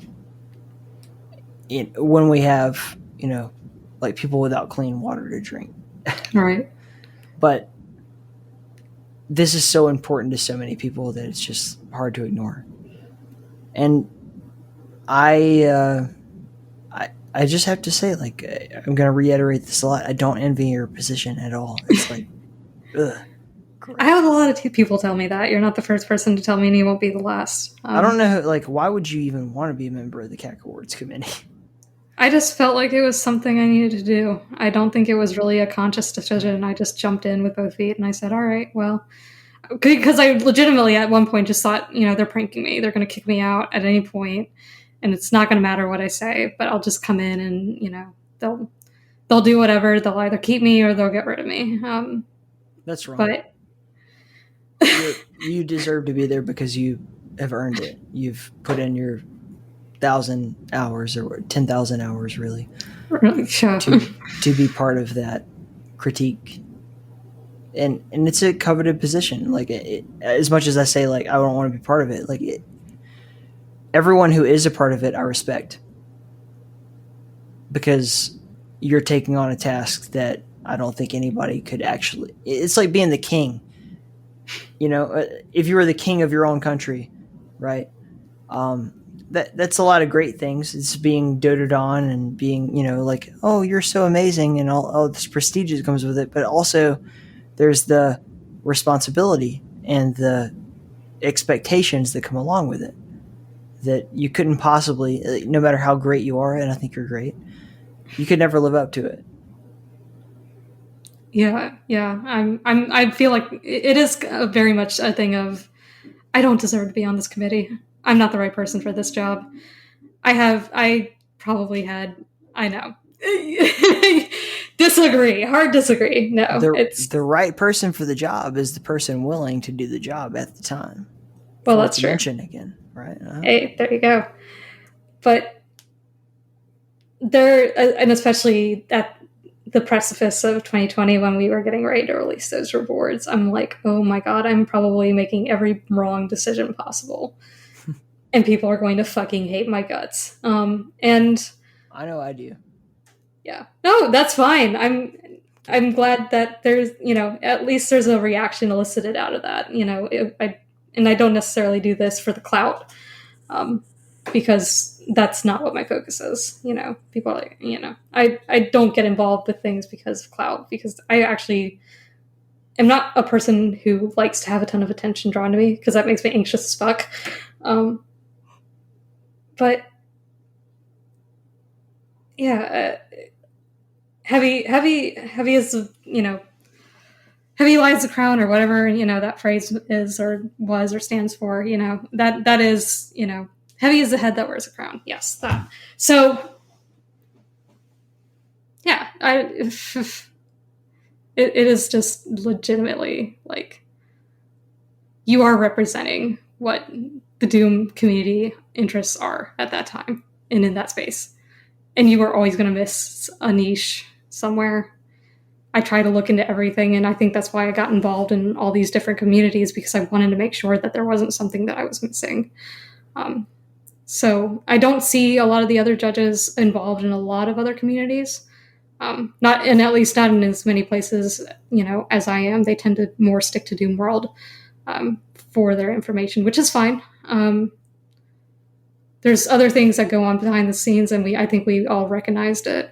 At some point, we just said, we have to look at places outside of our own site to find what people are doing, because we can miss everything, and because we have to cast a wider net. I think we do tend to get spread a bit thin. So it is, expanding our horizons a little bit, and that's scary. So we are going through that sort of shift right now, and we're like thinking about expanding our awards list, and we're having a whole big discussion about what that's philosophically going to mean for the Cacowards. And yeah, we think way far in the future about what we have to do, because we have to. Like, again, and it won't be, and maybe, like you said, this oral tradition of, there's not actually a really well-written set of rules for the Cacowards. We have our number of things that we write about, but beyond that, and even that's being challenged, it's like, it's been passed on from, judge to generation of judges. You're doing the best you can with what you have at the time. Period. There you go. So it's a phrase we keep coming back to, but I think it's also what gives us peace, is that we recognize that we won't always have every single bit of information that we could have had. There will always be something that we find out after the fact. So I think that is what makes our jobs easier, is that we recognize that, we do the best with what we have. So I do think that's a pretty fair thing to say. So, and people have every right to air a grievance if they think we're wrong. And I don't think as of yet we've ever retracted a Cacoward over any sort of drama that's happened, which is also quite a testament, since, we've been doing this for so many years and so many dramas have happened over, very questionable things and questionable mappers, maybe being awarded that. Again, that wasn't information we had at the time. But, each year is a snapshot of what we know.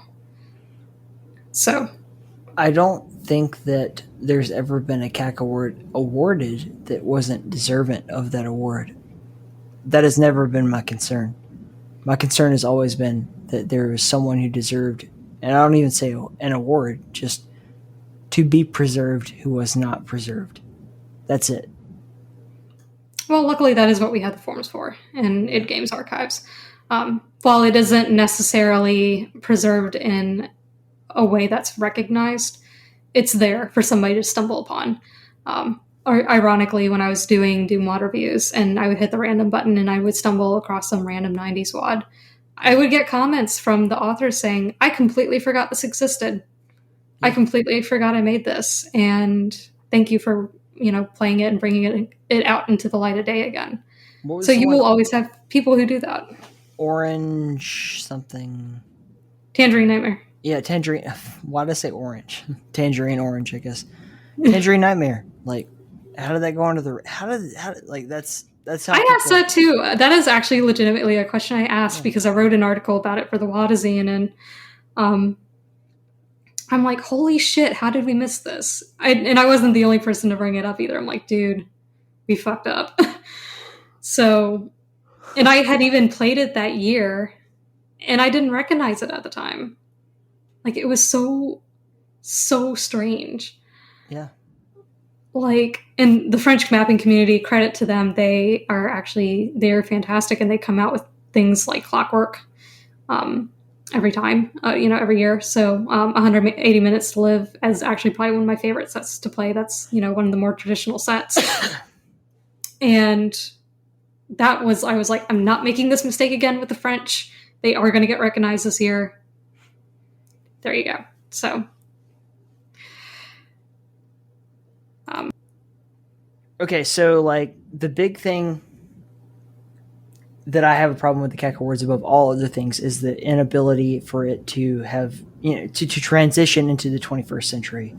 And in that, I mean the fact that it is currently just, articles on Doomworld, and it should be like, it should be a fucking show. It should be an event, not just this like thing that people wait for on the site to hopefully see and read or whatever. And I'm for articles. Like, as I've said, I love literature, I love writing, and all that stuff's great, but like it could be so much better. And we have the technology. Steve Austin, yeah. The $6 million. Well, funny man. enough, yeah, no, and you're right. And we have actually had discussions, probably in the past year or so, saying, "Hey, we should maybe do like a video about this, or do something." And last year, I did at least do a live stream doing the readings. Well, not just you. I mean, it was something we were talking about within the committee. We wanted to do something, but we just didn't have either the people or the power to do it. And we didn't really have, anybody we knew to do editing. We were already kind of stretched thin. So, we couldn't, I could have maybe produced a video, but it wouldn't have been up to snuff. Because I'm not great with video editing. I can make videos, but I don't edit them all.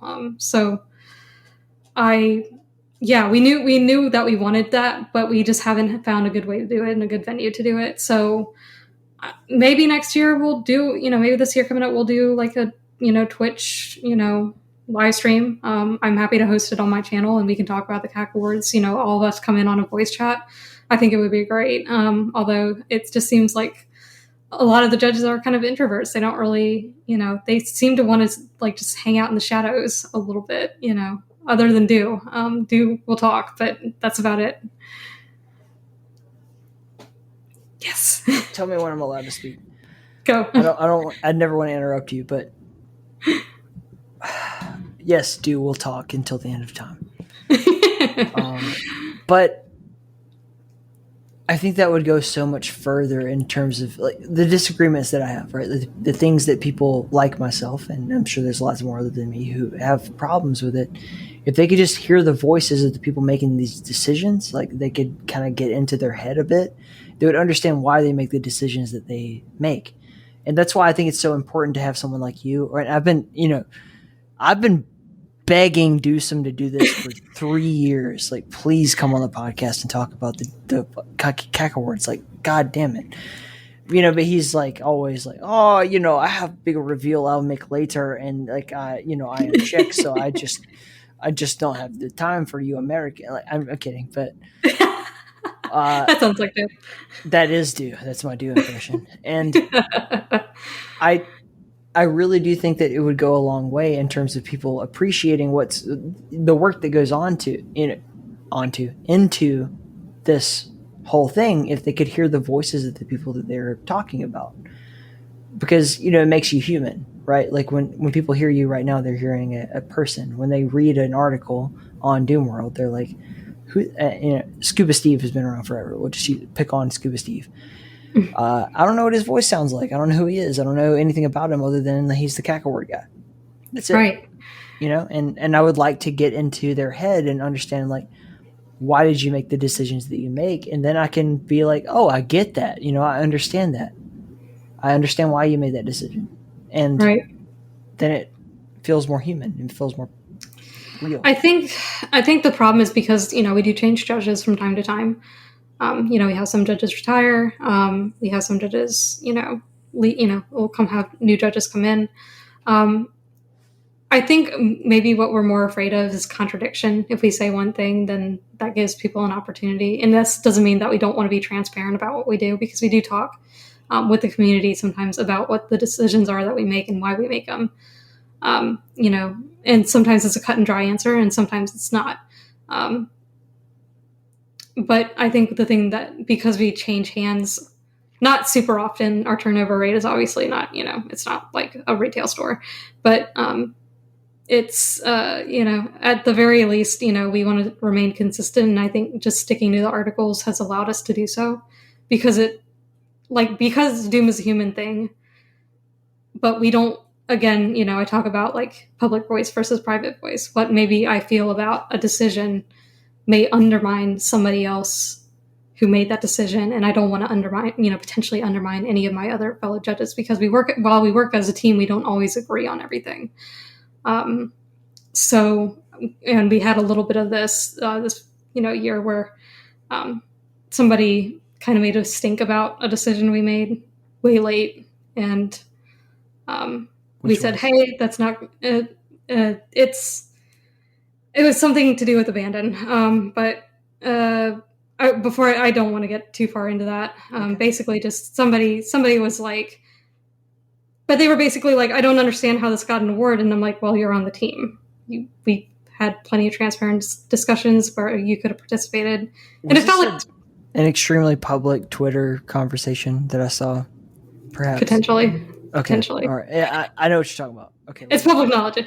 But I'm like, that just throws the rest of us under the bus. And I think that's something that we try to avoid, is even though I will have an opinion about something, and I have no problem telling you that I didn't like, 3 as a crowd, I'm also not going to diminish the decision that the rest of the team made about that. I gave my input, and while, I may not have agreed with that decision, that was the team decision to make, and I wouldn't throw them under the bus for making that decision, because they have a different perspective than I do on some things, and I have a different perspective than they do on certain things, obviously.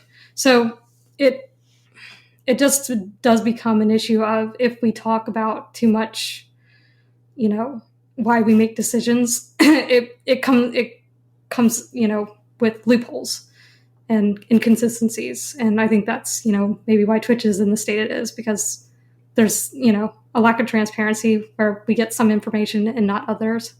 So it just becomes like this jumbled, jangled mess of information that we don't know what to do with. So I think maybe that's why we haven't approached it that way, per se. If we try to keep ourselves detached from our decisions, it kind of makes our jobs a little bit easier. Even though, like I said, Doom is a human thing, and that's what I believe, I also respect the reason for wanting to be detached from the decisions that we make. It doesn't make a lot of sense in a way, but it's the best way I think I could have explained it. No, I think you're doing a great job. It's complicated. Yeah.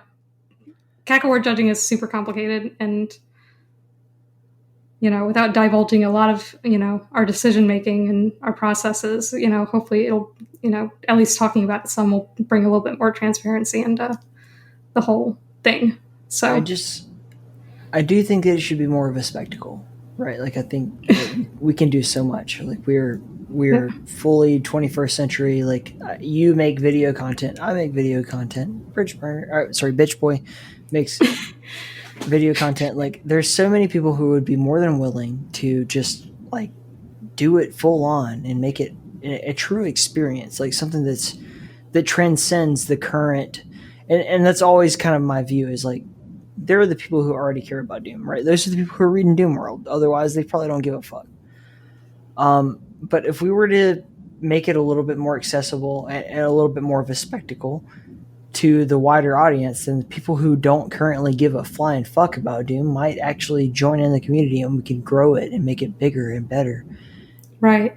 And that's always my perspective. Like, I don't want Doom to be this small. I'm not saying I want it to be huge, but like, I don't want it to be this small, tiny little community of people who already, it's an echo chamber. Yeah. Oh, yeah. I can fully agree with that. And I think that we have the ability to make it more than that. We have the ability to make it something that is huge. That's like anyone could get into this. Anyone could appreciate what we're doing here. And it wouldn't just be this tiny little echo chamber of the same fucking people who have been around since 1996 or whatever. Right. Well, and that's the thing, we talk a lot, and again, we've talked about this, and, gatekeeping is still a thing in the Doom community. We're trying to break that down. And I think that's why the Hellforge became popular, because we aren't gatekeepy, or we try not to be. We're not made up of this old guard that's been around, Doom since the beginning. We're, the newer folks who want to see the place grow. So I think it does bring in this really strange dichotomy that you have the people who are still very, gatekeepy, and, no offense to anybody who's been around Doom since the beginning, because we can learn from them some, but only if they allow us to.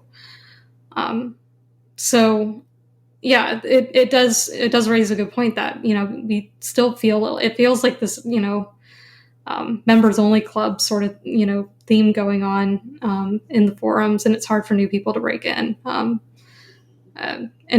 we try to change that up with different moderating, trying to get rid of all these back and forth bribes from people, trying to be elitist and all this stuff. It is something to work towards. So I think we still have a lot to learn in that regard, trying to grow the community as a whole and include everybody and from every sphere.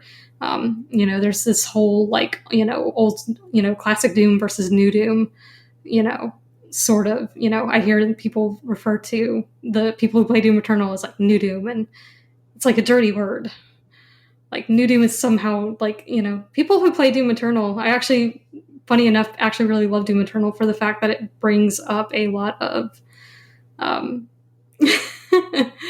it brings up a lot of it bridges a gap between these generations of old players and new players.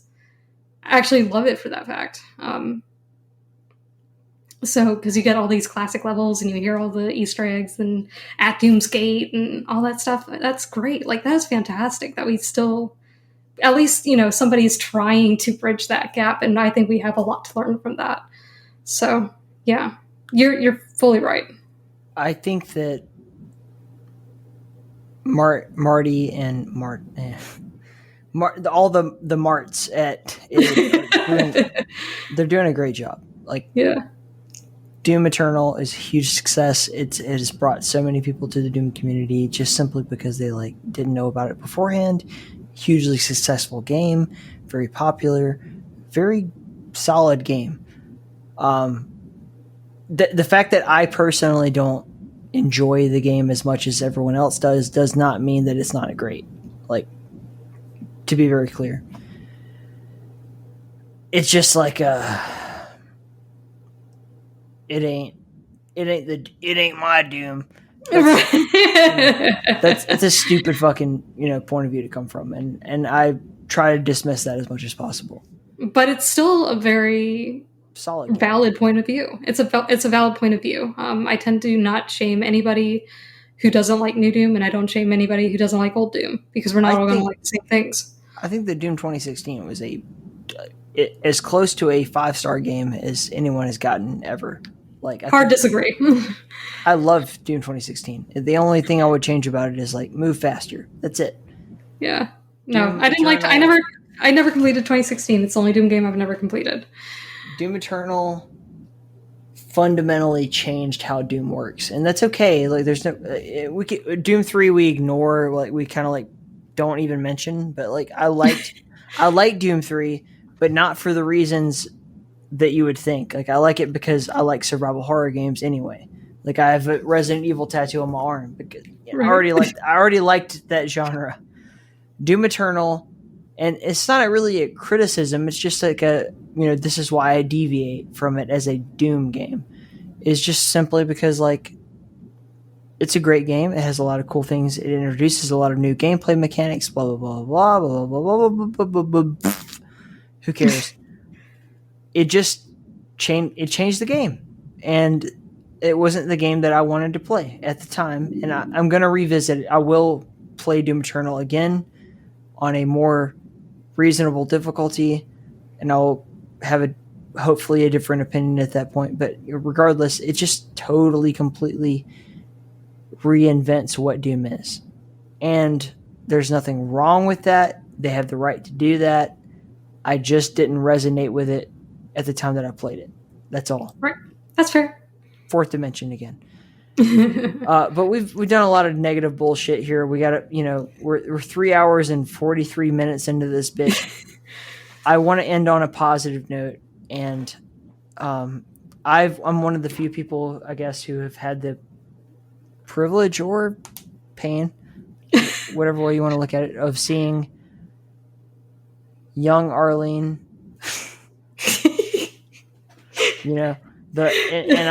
I've equally, I don't feel bad about bringing it up because I think I met you 100% on let's share our old pictures of ourselves and see who we were when we were, teenagers and shit. The weird metal kids, the weird punk kids, the weird goth kids.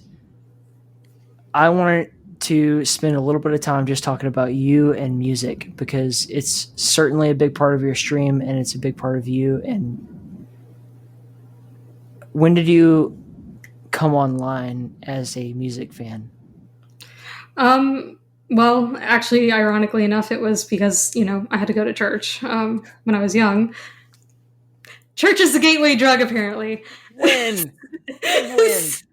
So, I like to sing. I really like to sing. I was in proper choir, classes all through middle school and my first year of high school.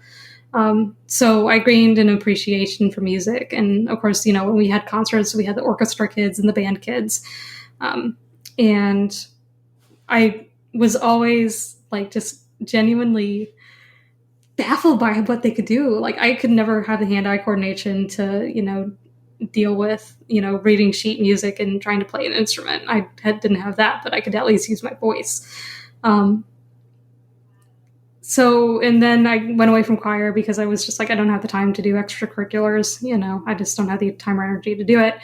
But my music tastes evolved from country because that's what my dad listened to on the radio whenever, I was always shotgunned in my dad's car. So there's good country and bad country, right? I fully agree. I still really love country music. I just don't love Nashville Music Guild country music, if that makes sense. No, that makes total sense. No, okay. I'm a little bit choosier on country music than I used to be. More to do with the fact that, some of it was especially the old school stuff. I'm oh gosh, this sounds kind of predatory and I don't want to listen to it. So anyway, that's a whole different kettle of fish. And then I in middle school, that was when I started getting into my emo phase, I guess you could call it. I wasn't one of the scene girls, although that was what I aspired to be at that point. I'm actually not ashamed to admit that.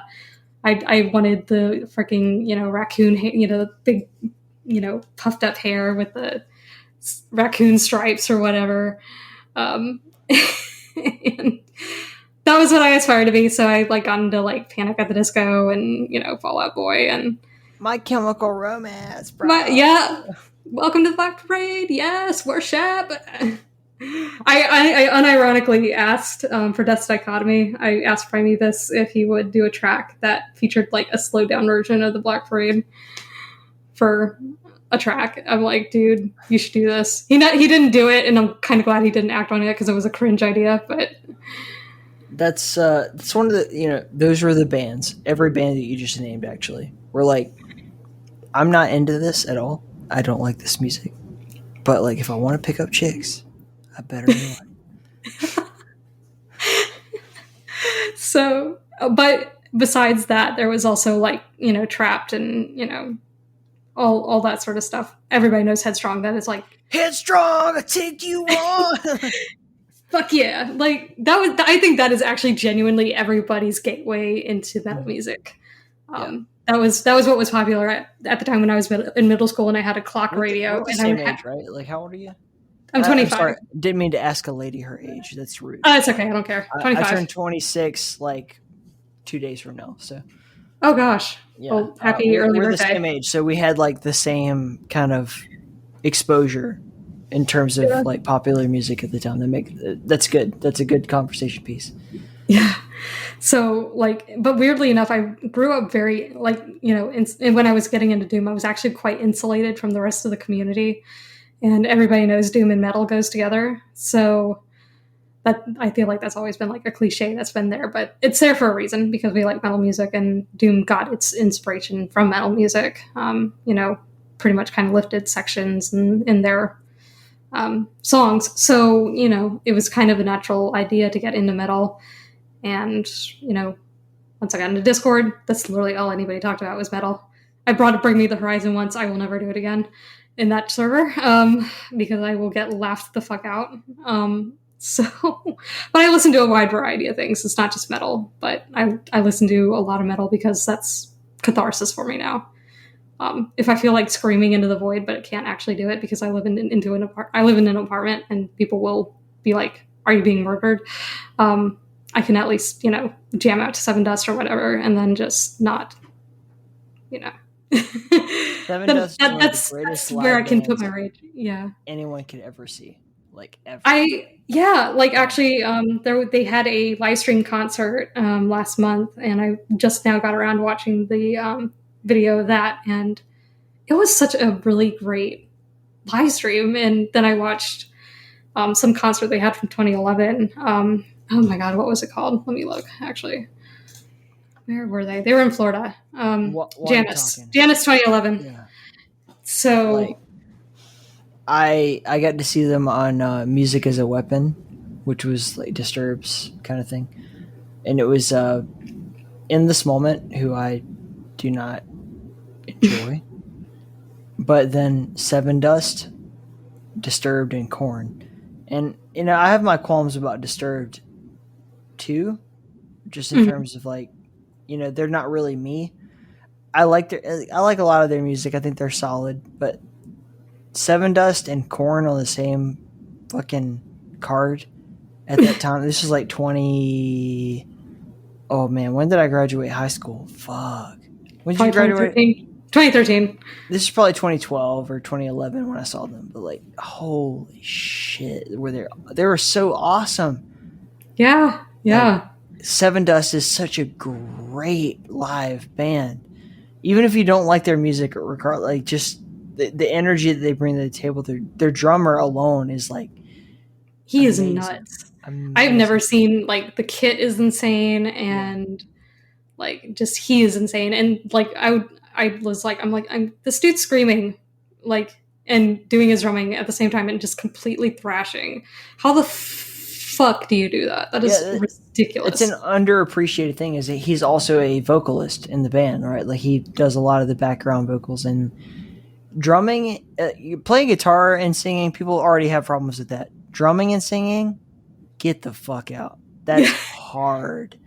That's not a natural gift. That's something you have to work towards, and like he's incredible.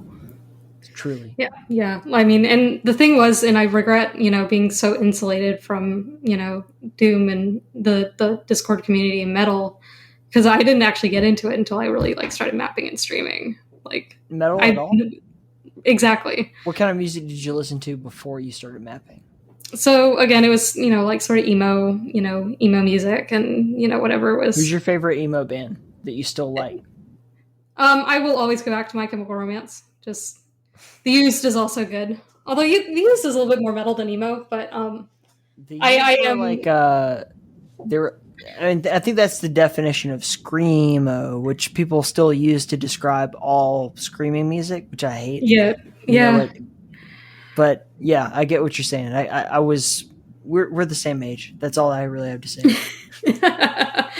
So, but yeah, that was like pretty much what I listened to up until I got to the point where I was listening to metal. And then still to this day, Dream Theater will be the one band that continuously inspires me to advocate for musicians, because not only are they just the most technically excellent band I've ever listened to, the energy that they bring to the stage regardless of the subject matter of their music, and you can feel the subject matter of their music. But there is a genuine joy you can see when they perform every single time. And I actually made a connection last night as I was, however many beers deep, and just like literally kind of crying a little bit when I was watching this performance, even though I'd watched it several times. And I thought, my God, there's people like Eris and Jimmy and all these folks who are so freaking passionate about their music. I just want every musician to get the opportunity to have a gig and just just be able to feel just that genuine joy when they perform for an adoring crowd. I want every musician to have that chance. And I think that was my biggest thing. So Twitch bullshit, pandemic crap excluded completely. Who's the best live band you've ever seen? Well, I've not really seen many live bands. I've never been to a concert. I've been to live stream concerts, but that's it. I went to my first one, August Burns Red. Oh my God, when was it? I guess it was Christmas. They had a Christmas concert. I know. Well, that was the thing. My parents also didn't let me go anywhere when I was young, so they didn't let me go to concerts, and I just never went. Shannon, if you ever get the chance to see Primus live, you have to go. I will. And you got to smoke a big fat doobie if it's legal. If it's legal for you at the time. It's going to be legal in July here. Holy fucking shit. Primus, if you're not already a fan, like, best live show. I would probably have said that the best live show I've ever seen is Stone Temple Pilots, but that was before Scott Weiland passed away. Rest in peace. And as much as I loved Chester Bennington, Linkin Park was cool and all that. But there's just nothing quite like Scott Weiland when he was alive, man. That guy had a different energy. He was electrifying. And I'm so sorry for you that you've never seen a real live rock concert. That was one thing that I think I've always missed, was because I've had a passion for music. It wasn't always a focus in my life, but and because I remember how I felt when I would be doing these choir concerts for school, and even if it was just for a bunch of parents, it was still that feeling of I'm doing something that I like to do in front of a bunch of people and they like it. And that's what you're doing now with your stream. In a way. No, yeah. Not in a way. That's exactly what you're doing. Don't diminish it. Yeah, I know. Your I have a stream bad is habit. great. You have a great thing that lots of people I know it's you look at the numbers on the day and you're like, this isn't what I wanted. But over time, you have a lot of people who follow you. You have a lot of people who respect you, a lot of people who really admire what you do. And that's not to be diminished. Yeah. If I don't want people to view it as humble bragging. I just don't see it that way. If 30 people show up, on any given day, how many people actually see it over time? And I'm sure you're probably not aware of that number, because I look at my Twitch stream and I don't even how many unique viewers actually see this. Yeah. I mean, I get a report and it's actually a lot of unique viewers, a lot more than you would think. So the same with the podcast, right? Each individual podcast gets its number, which is I know what that is, but that's not the actual number of people who see the content over time. And what you do is absolutely beautiful, and more people should be aware of it. And I hope that this podcast helps with that in some way. But you're a uniquely intelligent, artistic, and wonderful person who not only there are artists who do their art and leave their personal shit out of it, and you're one of those people who can do both. You can be you while also presenting your art to other people. Just map design, the stream, everything. I think you're special. I really do. And I'm not saying that just to up your fucking ass. If I weren't a fan of you, I wouldn't have you on the show. Don't be a simp. Just kidding. Fuck you. If you're going to call me a simp for enjoying enjoying someone's shit that they make. Like, go fuck yourself. That's Nah, I'm kidding. I am fully kidding. No, I appreciate you having me here and taking like 4 hours out of your day to talk to me, because I was just like, I don't think I'm that interesting. He's not going to even want to talk to me for like an hour, because I just don't think I'm that interesting in person. But apparently I was wrong. So I think that the people who listen to this will make it probably through the first hour, and the few people who actually make it to hour 4, they'll take a lot away from it. And it doesn't matter how many people that is. It doesn't matter at all in any way. It's just that you have engaged some people enough. You've reached out. You've put yourself out there to the point where if it's you or me, it could be that they are like, I'm all in the Keep podcast, or they could say, I'm all in on this particular conversation. And either way, I want them to hear your message. Because I know that you probably got your fucking panties in a wad when I had Bridgeburner on first, right? And I would have if I were you. Nah. But it's not. It's not. It ain't like that, Guru. It's like I had Bitch Boy on first because I thought Bitch Boy would bring people to the platform. I think about. Like I said, I'm a stupid capitalist pig. Bridgeburner will bring a lot of views, and then you have your John Romero's, you have your Cliff Blazinski's, you have your later on this month. I hope I'm not putting my foot in my mouth. I'm gonna have Disaster Piece on the show. Like I'm keenly aware of this. I'm not a fucking moron, contrary to popular belief. I want to feature people who are world famous. And then I also want to have people who I think deserve the recognition of those people who are already world famous. And I want to intermesh them in a cohesive way that makes it so that you tune in for the game, you tune in, the big name game or whatever. You tune in for the big name personality, and you stay for the people who are actually worth listening to. And you're one of those people, Shannon. Like you're amazing. I appreciate that. I'm a huge fan of yours personally. I really do appreciate that. Like, and you have no idea how good that feels, because I don't do it to humble brag. I've grown up just thinking, if I do this and I don't get the recognition, what's lost on me? Really nothing, because I still spent time doing something that I love to do. So when I say I don't do this for the clout, I really mean it. I do this because I genuinely love it. I just, and if people see that and get inspired by it, then that's really all I can hope for.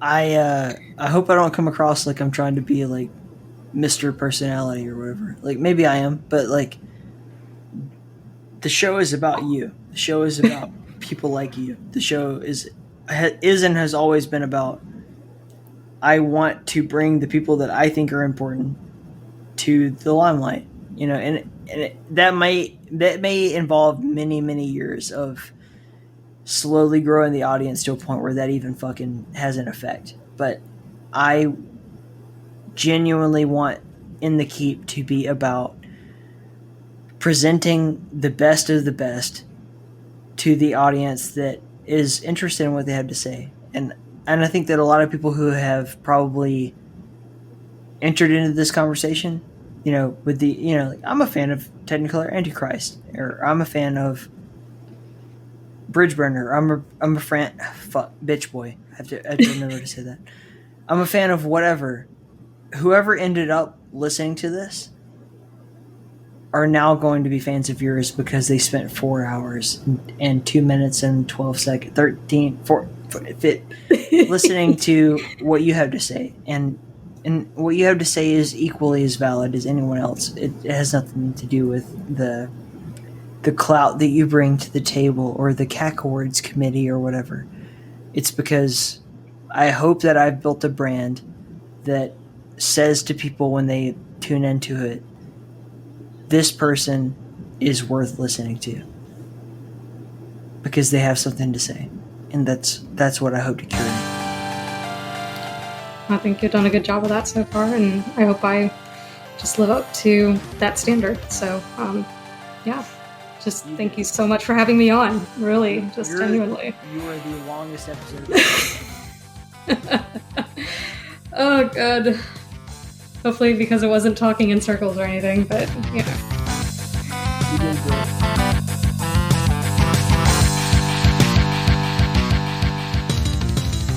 Hey you, congratulations on making it all the way to the end of that epically long interview. I had a great time. Thank you to Arlene, of course, for being part of the show, being so open and candid and just like honest about how she felt about everything. I learned a lot through the course of this conversation, and can't wait to have Arlene on again some other time to talk about, you know, pretty much anything but booby streamers or whatever. But I'm glad we got to dig into that a bit.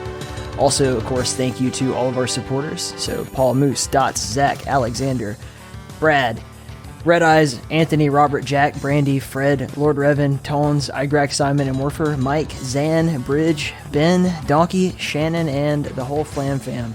You're all amazing.